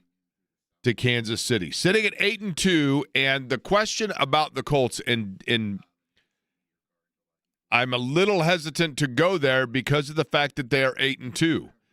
And it has been a dream season thus far. Yes, sure, they should be 9-1 for that matter when you look at the game with the Rams and the plays that ended up essentially in New York. If you know, you know. But then again, they got gifted a little bit, the one with Denver and the leverage call on the field goal at the end of the game. Having said all of that, there are two things that jump out at me about the Colts moving into the bye that I am very curious to watch. The first is, on the good side of things, what they do in terms of, and one would assume they already, as a matter of fact, it's reported out, they're already in discussions in terms of locking in and nailing down contracts for notably Alec Pierce and Daniel Jones. And in Alec Pierce's case, he has evolved into their most complete wide receiver. Michael Pittman Jr. is the kind of a wide receiver that it is not until after the fact that you go back and look at it, and perhaps it will be after his career when you go back and look at it and really get an admiration and appreciation for the way that he plays and the selflessness with which he plays in Michael Pittman Jr. Solid player, and willing to, in last year, play through injury, go across the middle, not afraid to get hit. Gotta love Michael Pittman Jr. And, we've talked about, or I've talked at length about the versatility of Ashton Dulin. Josh Downs is such an elite kind of hidden weapon to have, maybe not on an every play type situation, but he's your bailout guy. You just always know when it comes down to it that you're going to be able to find Josh Downs and that he'll try and likely make a play for you. Tyler Warren, 8 for 99 as a tight end is special. He made a fabulous catch on a perfect throw from Daniel Jones when it mattered most in Berlin. And Tyler Warren you can put anywhere, and it changes everything. Tyler Warren and what he brings to the offense softens the defense up because they've got to stretch out and be aware of where he is at all times. But Alec Pierce is the guy that has become not just a behind-the-defense receiver as we knew him to be. And when he first came into the league, it was, gosh, he's a burner that can get back there and hit the home run ball. But outside of that, what does he bring to the table? Well, now he has morphed into, he is the most complete back. He can make the catch at the line. He can do it on a bubble screen. He can do it in the slot. I mean, wherever you need him to be is where he is. And then you watch the Jonathan Taylor run, and you watch the breakaway, and Joe Wright's is you can hear Joe Wright's in the background. Look at Pierce block. Look at Pierce block. When I'll have Eddie pull up the play if you listen to the highlight. Eddie, do we have the highlight of the Jonathan Taylor run where you can hear Alec Pierce running downfield blocking to the point where Joe Wrights, who himself an offensive lineman, was able to recognize it, and it was so much to be seen that even Joe Wrights is jumping up euphorically and not even thinking about the fact that he's yelling out loud, pointing out the fact that Alec Pierce is running downfield, blocking and springing open Jonathan Taylor. Under center, Daniel Jones, great give to Jonathan Taylor. He's well over 100 yards. He adds to his total there, and he gets out. He's at the 30, 35, 40. He's going sideline. He's got a chance. Look at Pierce. He's at the 20, 10, 5, touchdown. There's the record breaker for Jonathan Taylor, and it puts the Colts on top, 22-17. And that's an all-time record for an already all-time great. Jonathan Taylor now has the most rushing touchdowns in Colts history.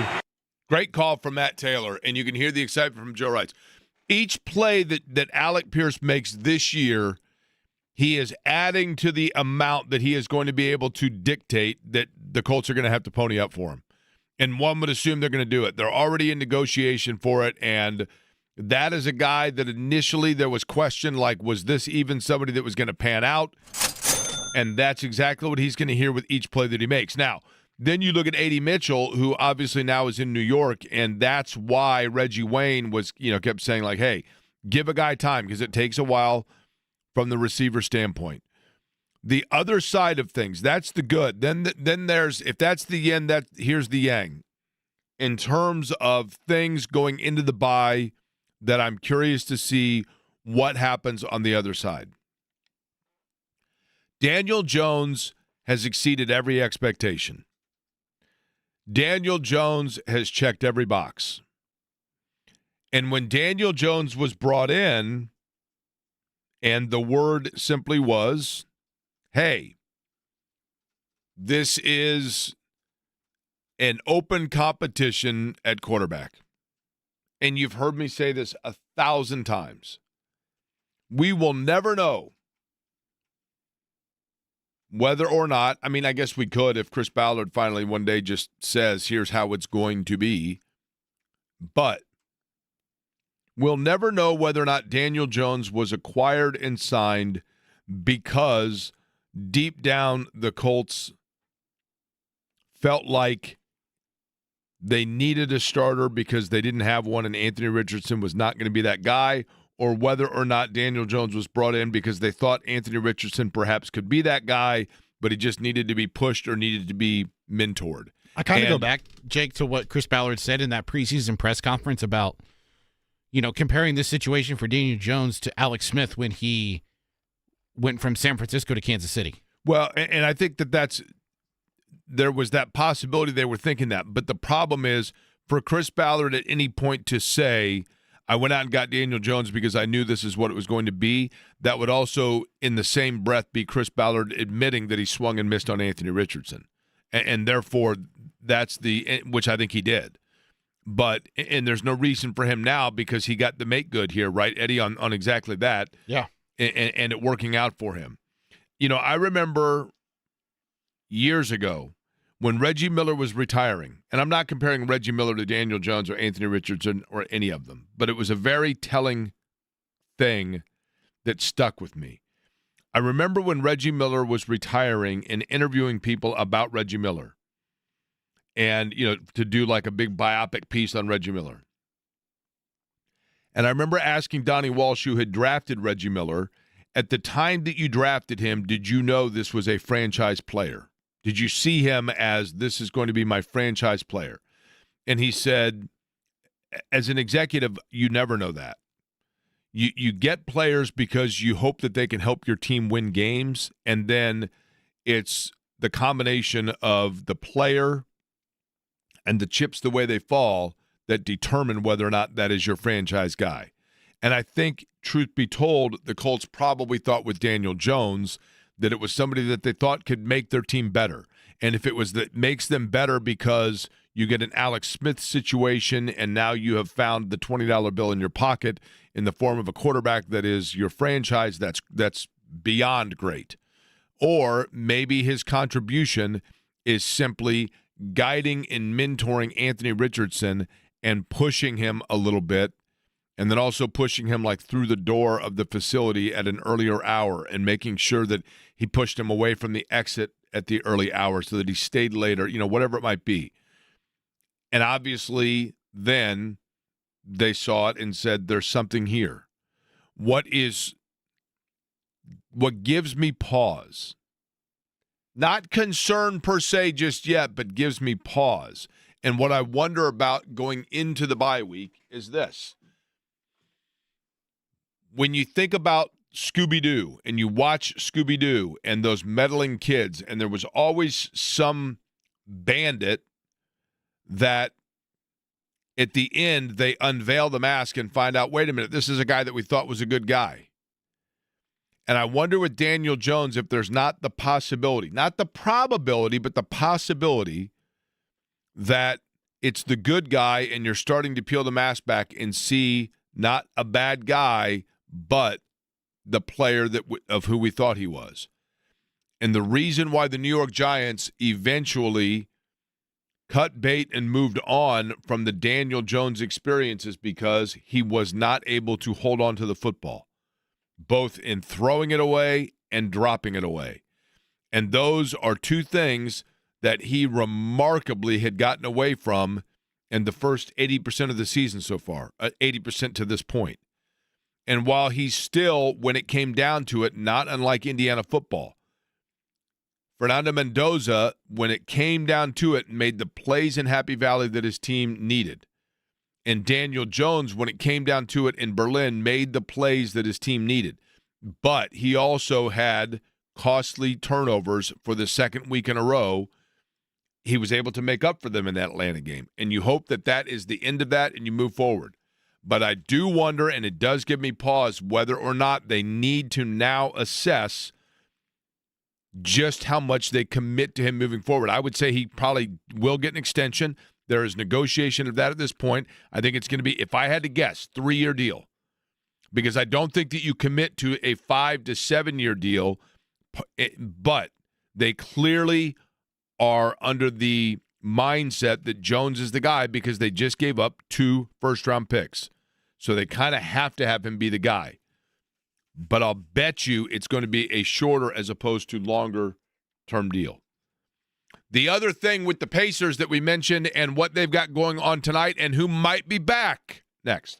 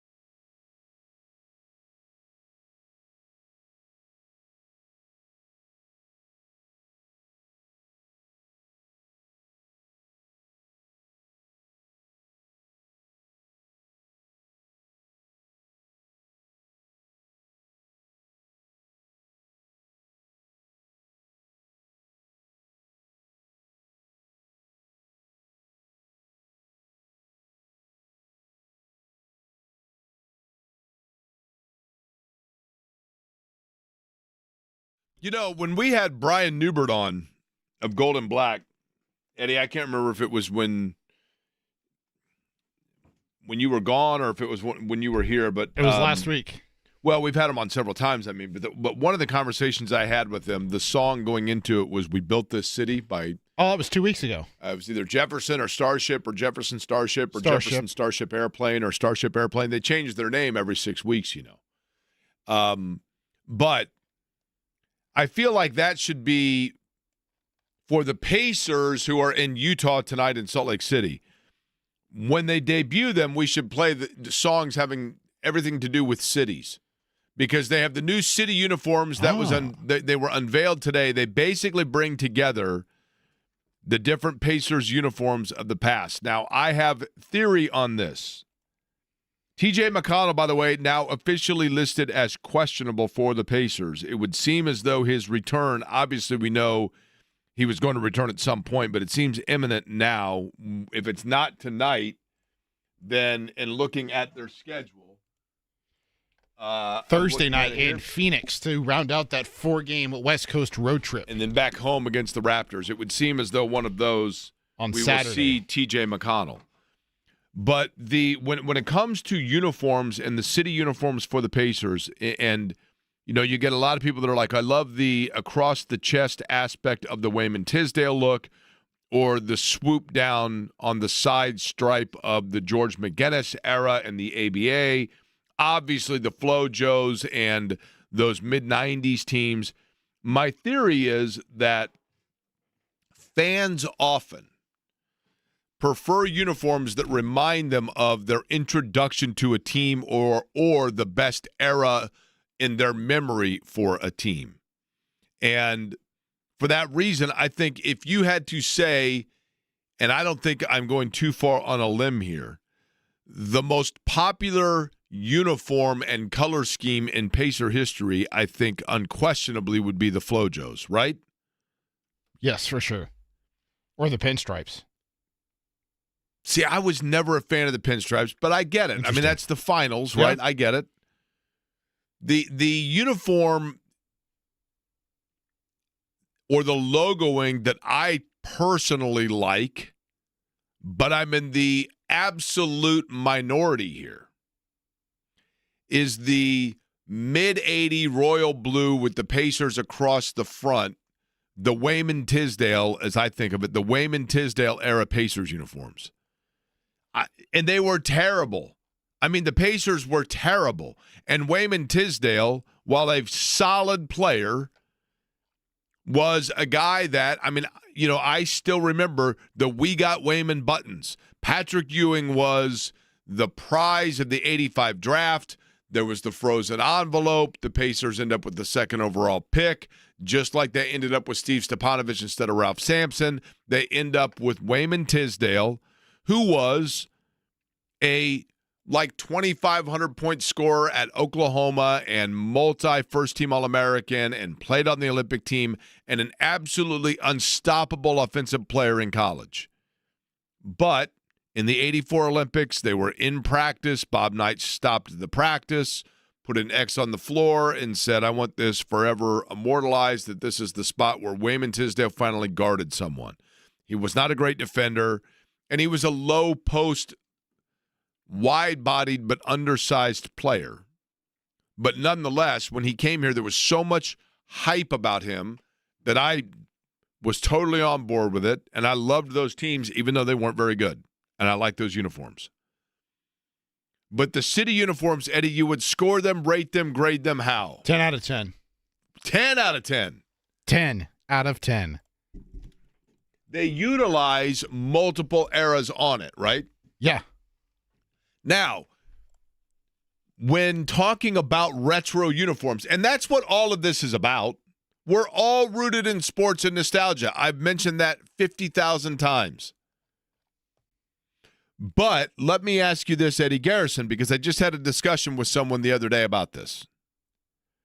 NFL teams, you now see more and more doing the retro. It's all merchandising, right? It's all marketing. It's brilliant. If you're the Tampa Bay Buccaneers and you're sitting around and you're like, gosh, you know what? Like, we're off the mark in our merchandise sales this year. Oh, just put together something and put Bucko Bruce on it and call it a day. Okay, fine. You know, anything that invokes for people the era in which they first fell in love with teams or first were watching sports, or it reminds them of their lunchbox or the hat they got at Sears or whatever it might be, that's what they love. So I was having a discussion the other day, and I want you to think inside that Jupiter-sized cranium of yours, Eddie, on this. Mm-hmm. A buddy of mine told me that he believes that of the current NFL helmets, that there is only one that the original that has been upgraded from the original. In other words, there's only, in my buddy's opinion, there's only one NFL team that their current helmet is superior to their throwback. Like Okay. the New England Patriots, the original Patriot snapping the ball is superior to that weird USFL looking thing they have now, right? The Oilers is superior to the Titans. Okay, I'm going to take that out of the equation because it's a different, even though it's the same franchise, it's a different franchise now, right? I mean, the Oil Derrick would look a little weird if you're the Tennessee Titans. Okay. But so teams that still go by the same name and whatever else. And when he said this, I strongly disagreed. I'm like, you're wrong. The Pacers currently, if they go to a throwback, any of the throwbacks we talked about, I think are better than their. Right now, the Pacers have so many different uniforms; it's kind of hard to know what their standard uniform is. But Right. So any others that pop into your mind? Are you talking about NFL or are you talking about NBA? NFL, in the NFL. I would say the Cincinnati Bengals. So you prefer the Bengals over the top you're saying the stripe, like the is better. Bengal, like the That's- Bengal tiger, Yeah, I would agree with that. compared to just the orange helmet and then the Bengals on the side. Yeah, I would agree with that. Their current is superior to their throwback. I would agree with that. Yeah. He went with, and I don't agree with this, but he went with the Buffalo Bills. Interesting. He thinks that the current Bills, which has been like 30 years now, but is superior to just the standing Bill. I think the standing the standing Buffalo. I think the standing Buffalo is kind of cool, right? It's kind of cool. But as for the Pacers tonight, Salt Lake City taking on the Jazz. McConnell back. I mentioned this earlier. The thing that happened in the middle of the night that probably flew past your radar. And we're going to do this like we did roughly an hour ago. I want you to think back to the NBA Finals. The Pacers were up 2-1, getting ready for Game 4 on, I believe, a Friday night. And we had Austin Crozier on, and I was talking about what it meant to this city to get themselves in position where they were going to be literally on the cusp of an NBA title. To go up 3-1, knowing that you had Game 6 back here at Gamebridge, and they're leading that game late in the game, and then it happened. Benedict Mathurin comes in, great player, super nice guy, intense. Mathurin comes in, who had been the hero, in fairness to Benedict Mathurin, had been the hero in Game 3. Mathurin comes in, off-ball foul. Just when you start to think, what in the world did I just see? Another off-ball foul. Gets fouled, goes to the free throw line, misses free throws. There were a lot of things that go into that game. There are a lot of things that go into the course of a game where you can never blame it on one player. But the thing in which people will probably most remember Game 4 is the Mathurin meltdown. So you're tied at 2 apiece, no problem. You still got to go back to Oak City. So they go back to Oklahoma City. Everybody knows Game 5 is going to be tough. They actually fight back to the point where they make it close, and then eventually they lose, and they lose by 11. They're down 3-2. Oklahoma City now is on the brink, on the cusp, and you're thinking to yourselves, do not come back here and win Game 6, please. I don't want to see a game 6 where the other team, I don't want to see Oklahoma City lifting a trophy on our home court. And the Pacers go out and end up winning in game 6. But that day after in game 5, when you're absorbing all that and you're thinking about what's going to happen in terms of game 6 and you're disappointed from the night before, something else happened that day that you were so caught up in the moment of game 5 that you didn't realize it. But when the Pacers acquired Pascal Siakam as part of the trade that brought them Pascal Siakam, they sent their 2026 first-round draft pick to Toronto. Wasn't a tremendous, valuable piece. First-round picks are always valuable. But when you considered where the Pacers were hoping to go with Siakam, and when you consider the fact that did Kevin Pritchard and Chad Buchanan really think they were a team that was going to be that quickly in the cusp of a title? Probably not. But I think they knew by acquiring Pascal Siakam, they were improving their roster to the point where they were going to be drafting further back than, say, 18th. Okay? So they send their 2026 first-round pick to Toronto as part of the package that lands them Pascal Siakam.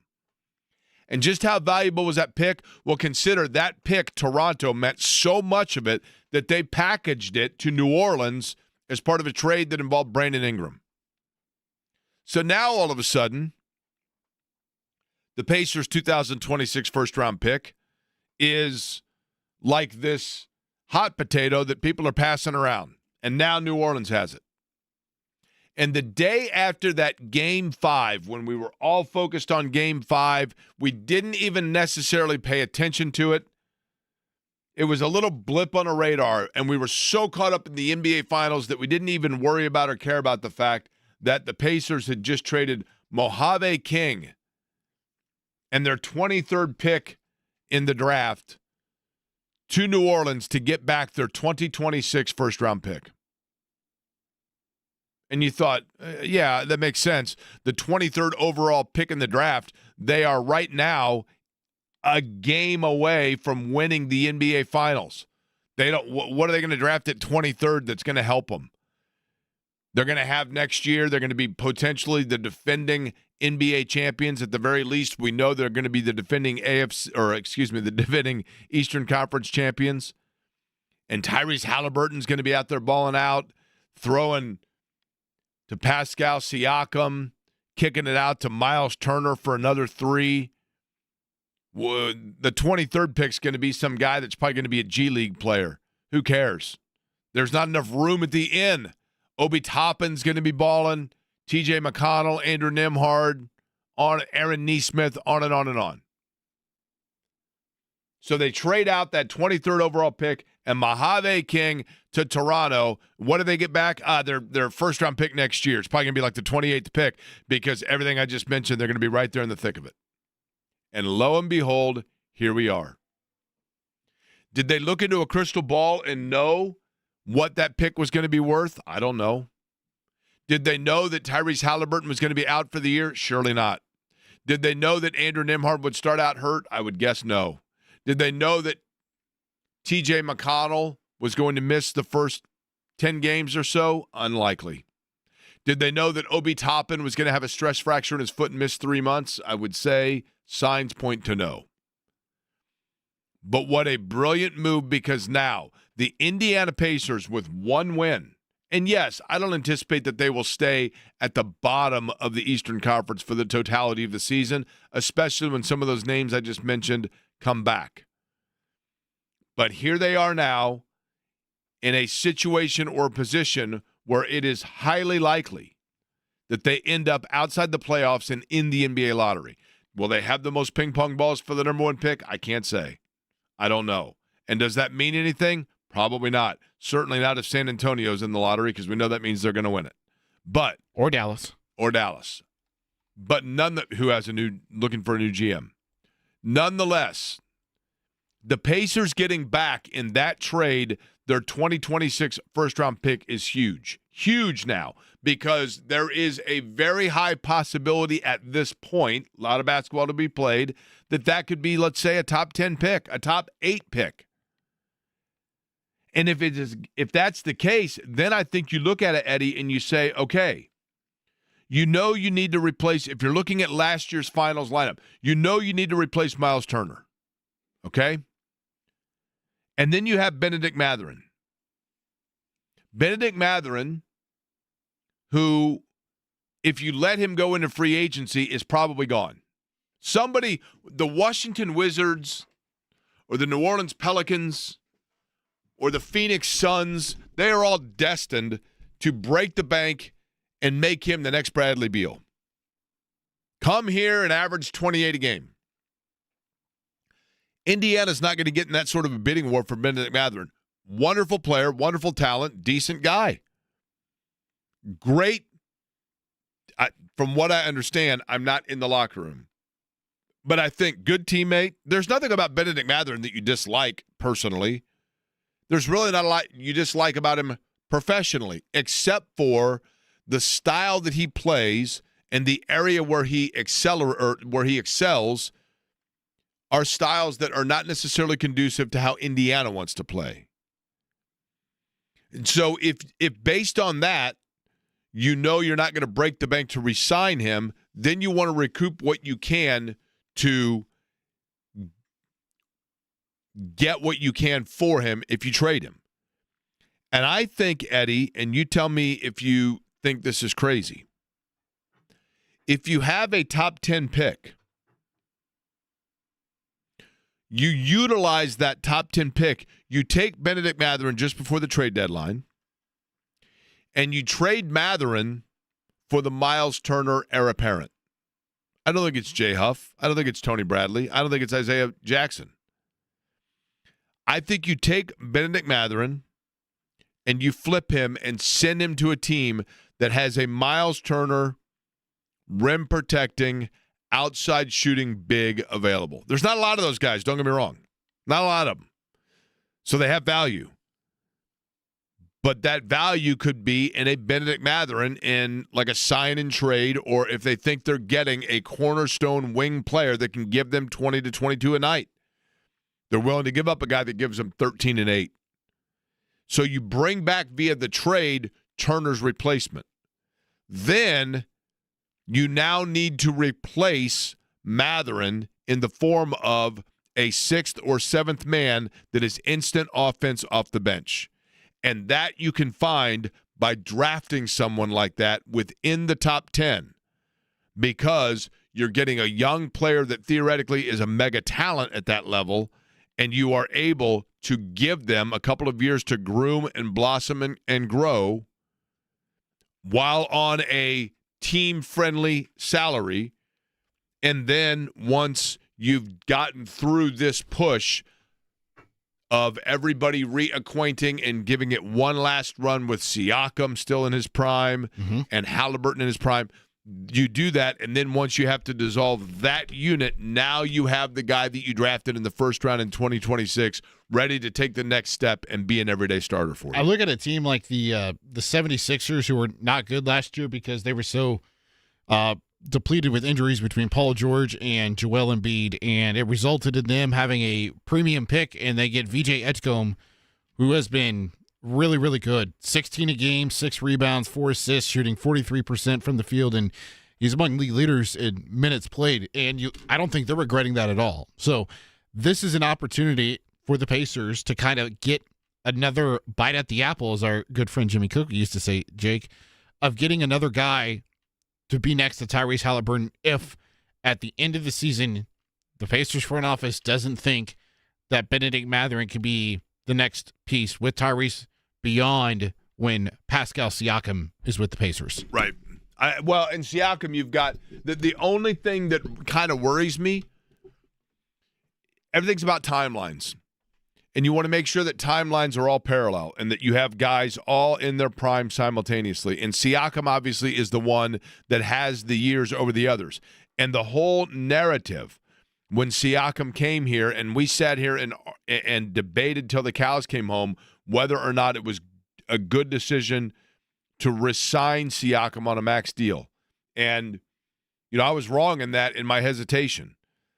And the reason I had that hesitation, though, is I was saying you pay that much for a guy, but at the end of that deal, once he is starting to phase out of it, have you now overpaid for lack of production? And the counter to that, which was correct, was, Jake, you're not looking at the numbers in the fact that he has not logged the minutes in Toronto that most players at that age have logged. And so, therefore, he is actually going to be more fresh at the end of this than most players would be at that point. And that was true, and for the most part still holds true. However, Eddie, the counter to that would be the fact that this year you might be making up for those years in which Pascal Siakam was nothing more than, nothing that comes off the wrong way, but a guy that had been kind of reserved in his minutes, and now you're overcompensating for that because of the amount of time that he's going to have to play because of all the injuries around him. And do you need to scale that back? Do you need to say, you know what, we're going to now put him on not minute restriction, but be more conscientious, be more aware of the minutes that he's getting? But when you look at where the Pacers could theoretically be, not even necessarily this coming year. So if we are right now in the 25-26 season, then you get the 26-27 season. That is the reacclimation period with Tyrese Halliburton. That's the working the kinks out and figuring out what does and doesn't work and how much he can be a percentage of what he was before. But you give him literally with an Achilles like that the entire year. And I know right now that the early returns or the early look is that he looks very good and he's cutting and he's doing a lot of things that make you very optimistic. But you still give that a year to settle itself out.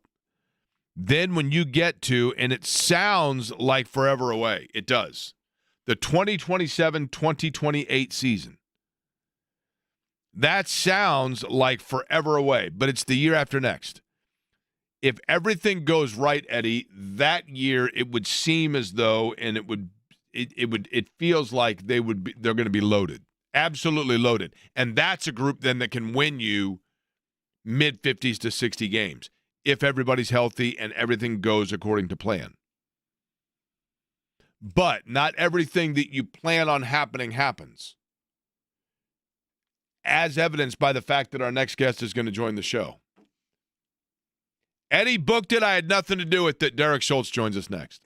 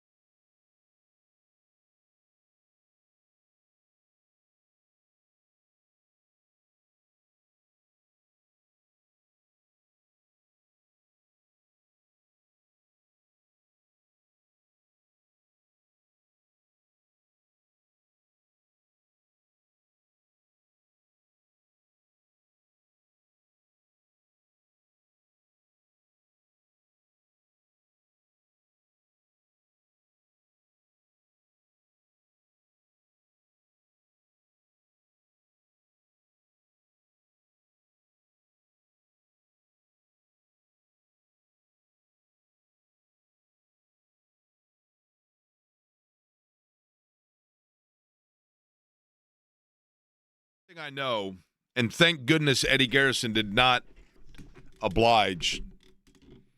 But Derek Schultz set to join us here shortly. Do we have Derek, Eddie?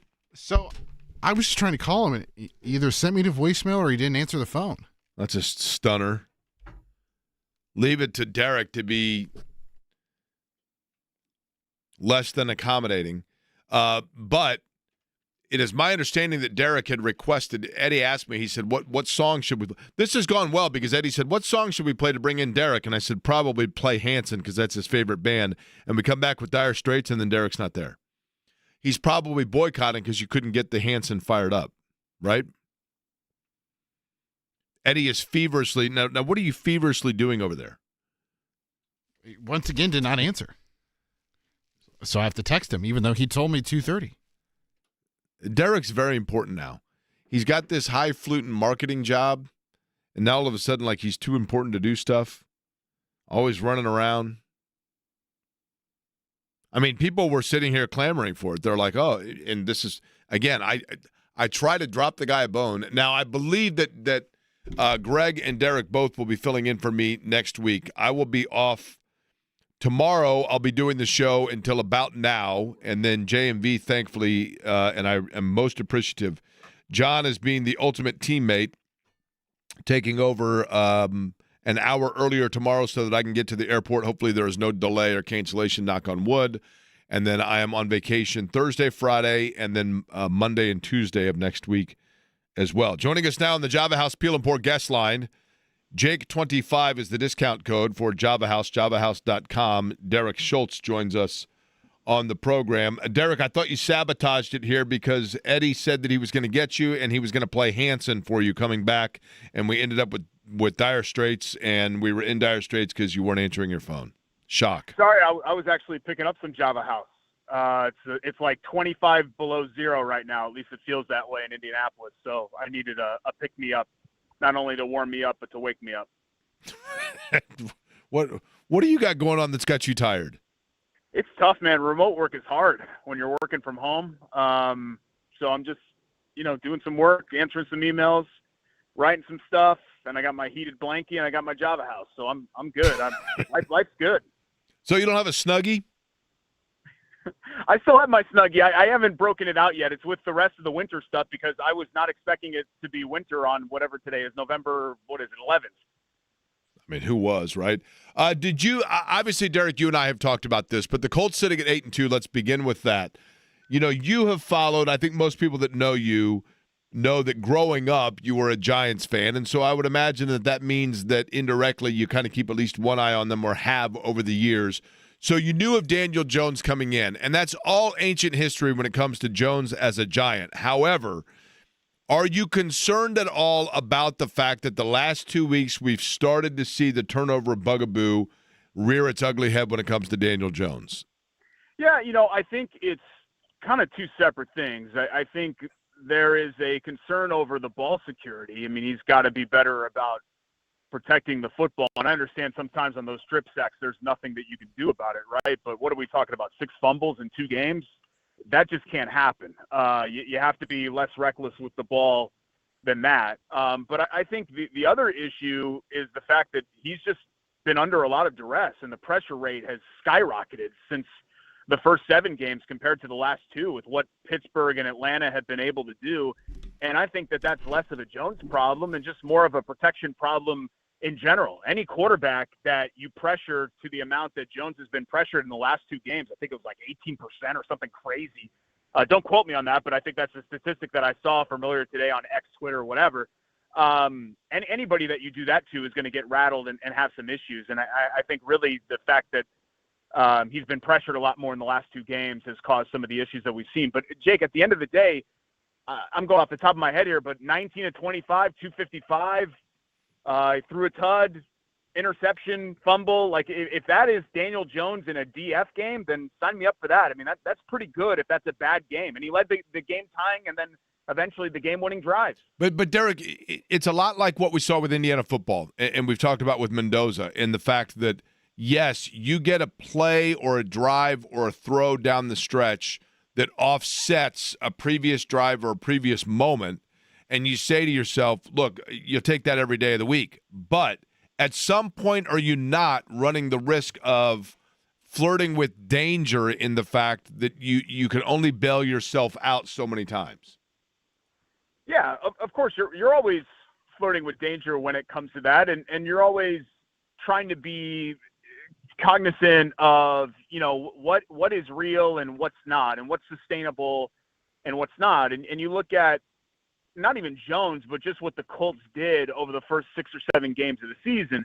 And they're the most historically efficient offense this century in the NFL. And I think deep down you kind of knew, okay, while this offense is good, they're probably not going to be peak Tom Brady and peak Randy Moss and the 2007 16-0 Patriots, right? I mean, I think rational people understood that was the case, but this still can be a really good offense and the best offense in the league and the most efficient offense in the league. And I think that even comes with some natural regression from the level that Daniel Jones was playing at. But I just try, Jake, to add everything up as it's happening. I'm less reactionary in a game-by-game basis, and I'm more working on sample sizes. I'm a sample guy. And through 9 games this year, I think you have to be thrilled with what this offense has been able to do, and a big portion of that has been what Jones has been able to do in stabilizing that quarterback position. By the way, speaking of you being less reactionary, do you recall I've mentioned this to you before, probably 100 times, but your reaction when I showed up at your bachelor party and you wanted to fight me, do you remember that? Is that really where we're going to go? My bachelor party was in like 2013. I know. You think your listeners are interested in hearing about that 12 years ago? I showed up and you were in the alley shadow boxing, and then you said, "Oh, okay." Yeah, my memory of that night is a little hazy. I think it was based on I was taking a new form of aspirin, and so I was a little bit in and out that night. And taking I had a new form of 24-hour aspirin. Yeah, you? Okay, are you a daily aspirin taker? Is that it? And how many forms? Aspirin is literally acetylsalicylic acid. Like, there's only one form of it. How many forms could there be? I just, I was feeling a little bit under the weather. It had nothing to do with the German beers at Rathskeller that we had started out the night with, which was a horrible decision. I don't know why we began a bachelor party at Rathskeller. That should usually be the end cap. But yeah, I was a little bit in and out of it, so my memory was a little bit hazy, not alcohol related. But I don't remember shadow boxing. I do remember you showing up and people making a big deal about it, which stole away from my night. But that's about the extent of it. Yeah, it was awesome. Yeah, people were thrilled. I was like, man, this guy. I remember one of our mutual friends brought his wife to a bachelor party, so I do remember that as well. That was also a great decision. Yes. Do you believe that there is a cap that the Colts should pay? I mean, I realize there's a salary cap, but is Alec Pierce working himself, Derek, in your opinion, into the equation of being able to name his price? Yeah, I think I don't think that this is a hot take to suggest this. I think he is their best receiver, and that is a statement that would have gotten you laughed out of the room 2 years ago, certainly 3 years ago. The thing about Pierce is that even when you go back to like the 2023 season, remember with Gardner Minshew, and Gardner Minshew, God bless him, great mustache, he couldn't throw the ball 10 yards, right? So when you have a guy that can't throw the ball 10 yards, Alec Pierce's greatest skill, his ability to go up and get it, make big plays and stretch the field is pretty much neutralized completely. And so if you really dug deeper into 2023, I think you saw that there was something there that the Colts could utilize with Pierce. They just needed to get a quarterback that could utilize it. And while Richardson had his moments, because the one thing, and probably the only thing that Anthony Richardson could do somewhat effectively was throw an accurate deep ball, we saw that work with Alec Pierce at times last year.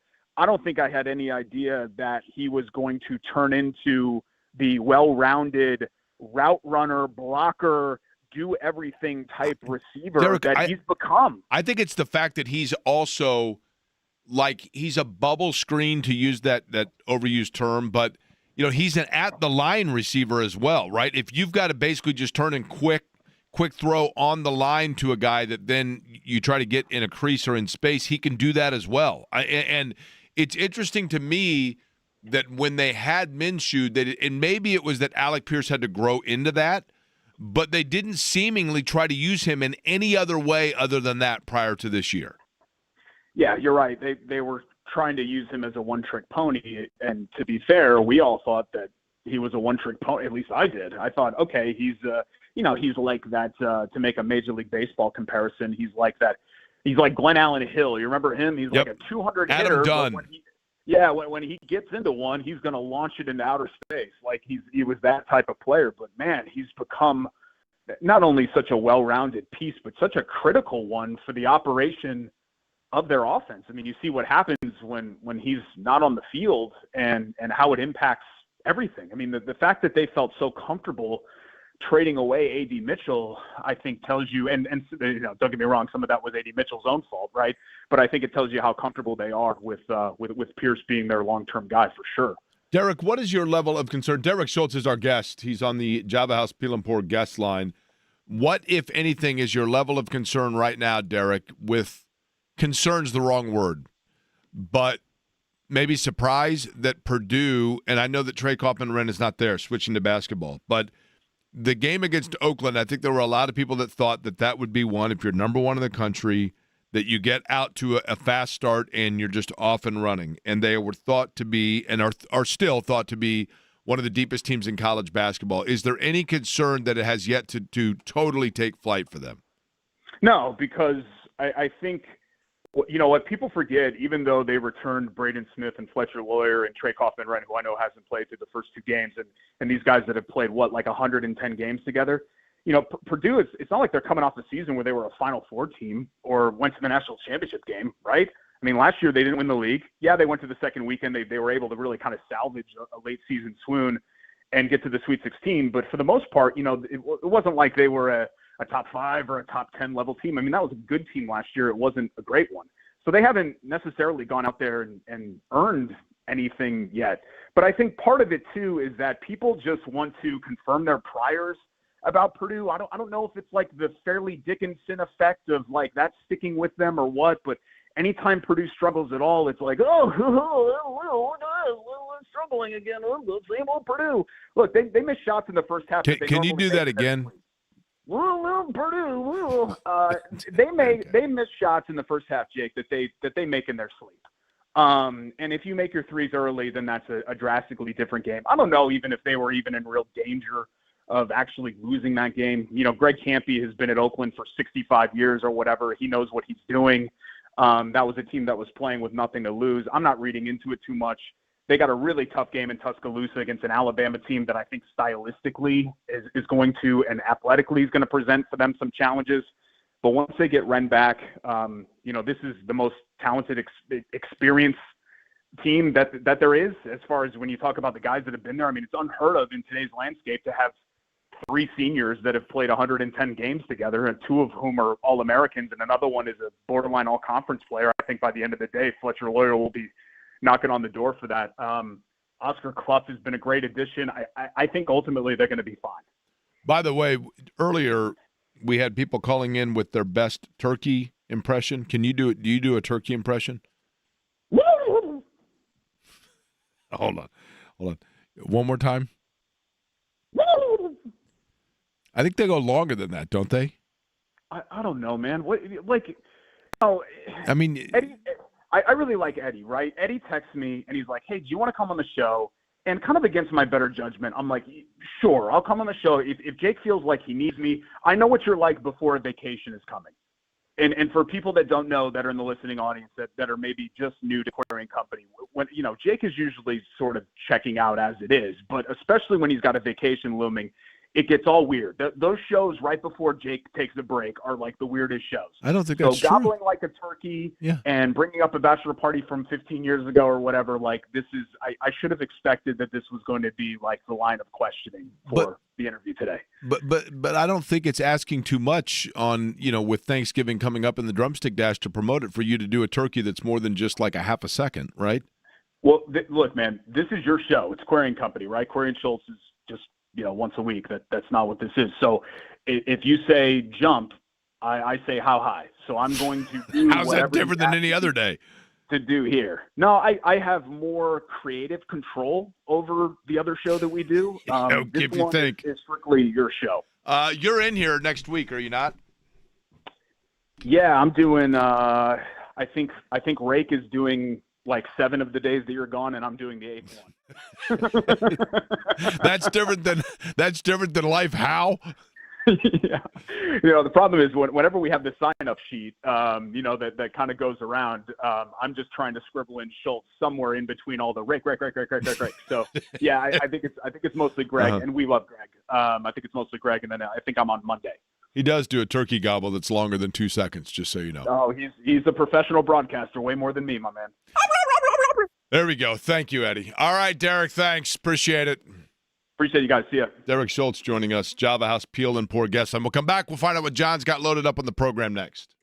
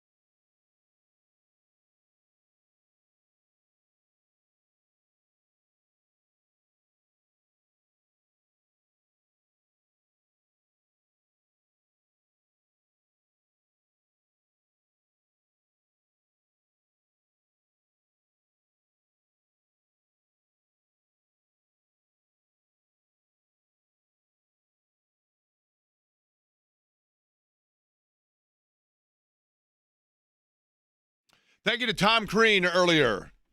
Derek Schultz on the program as well. We have to thank him. Scott Agnes talking about the Pacers. Pacers and Jazz tonight. It is the crossover brought to you by the good guys at Love Heating and Air. Love-HVAC.com is the website. 317-353-2141. Over 100 years in business for Love Heating and Air. JMV has arrived wearing his awesome shirt from the Bulldog. The Bulldog, you have one of these? One of the best, man. I don't, man. I should. I've got it like employee of the week, too. Runner-up. Employee of the week, runner-up. I love Dave and the gang over there, man. It's great. They're just such a bunch of great folks. Can't wait to go the back. Bulldog. Huge fan. Hey, can you name the first 10 Utah Jazz former players off the top of your head right now? Just any? Yeah, random. Just go random. Mark Eaton. Jeff Hornacek. John Stockton. Karl Malone. Yeah. Brian Russell. Or Byron Russell. Brian, okay, right? Boy, I'll tell you. Oh, Gordon Hayward. Mark Ivoroni.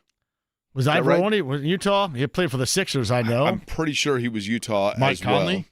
Mike Conley, that's a good one. How about Andre Owens? Andre Owens, he did play. Did he play in Utah for a minute? I don't know. I don't know if Andre Owens played in Utah. Donovan Mitchell? Donovan Mitchell's a good one. Who am I missing? Probably AK-47. Would that go over today if you had a nickname AK-47? Man. Yeah, can you imagine that nickname today? I'm from Russia, and I'm AK-47. He was a heck of a player, though. He was. No question about it. He was. He may have been the whitest player in the history of the NBA because he was just really pale. he was like powder. He was. He fell down in the Russian snow, and they didn't find him for 6 months, right? Where is he?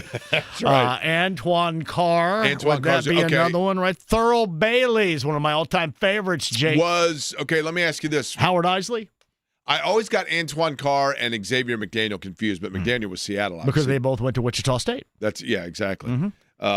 But yeah, tonight, 9 o'clock, Pacers and Jazz out in Utah. Let me look on Andre Owens. I don't know. Can you look that up, Eddie? See if Andre Owens played for the Utah Jazz. I know he was a Greg Pacer briefly. Ostertag. That's a big one.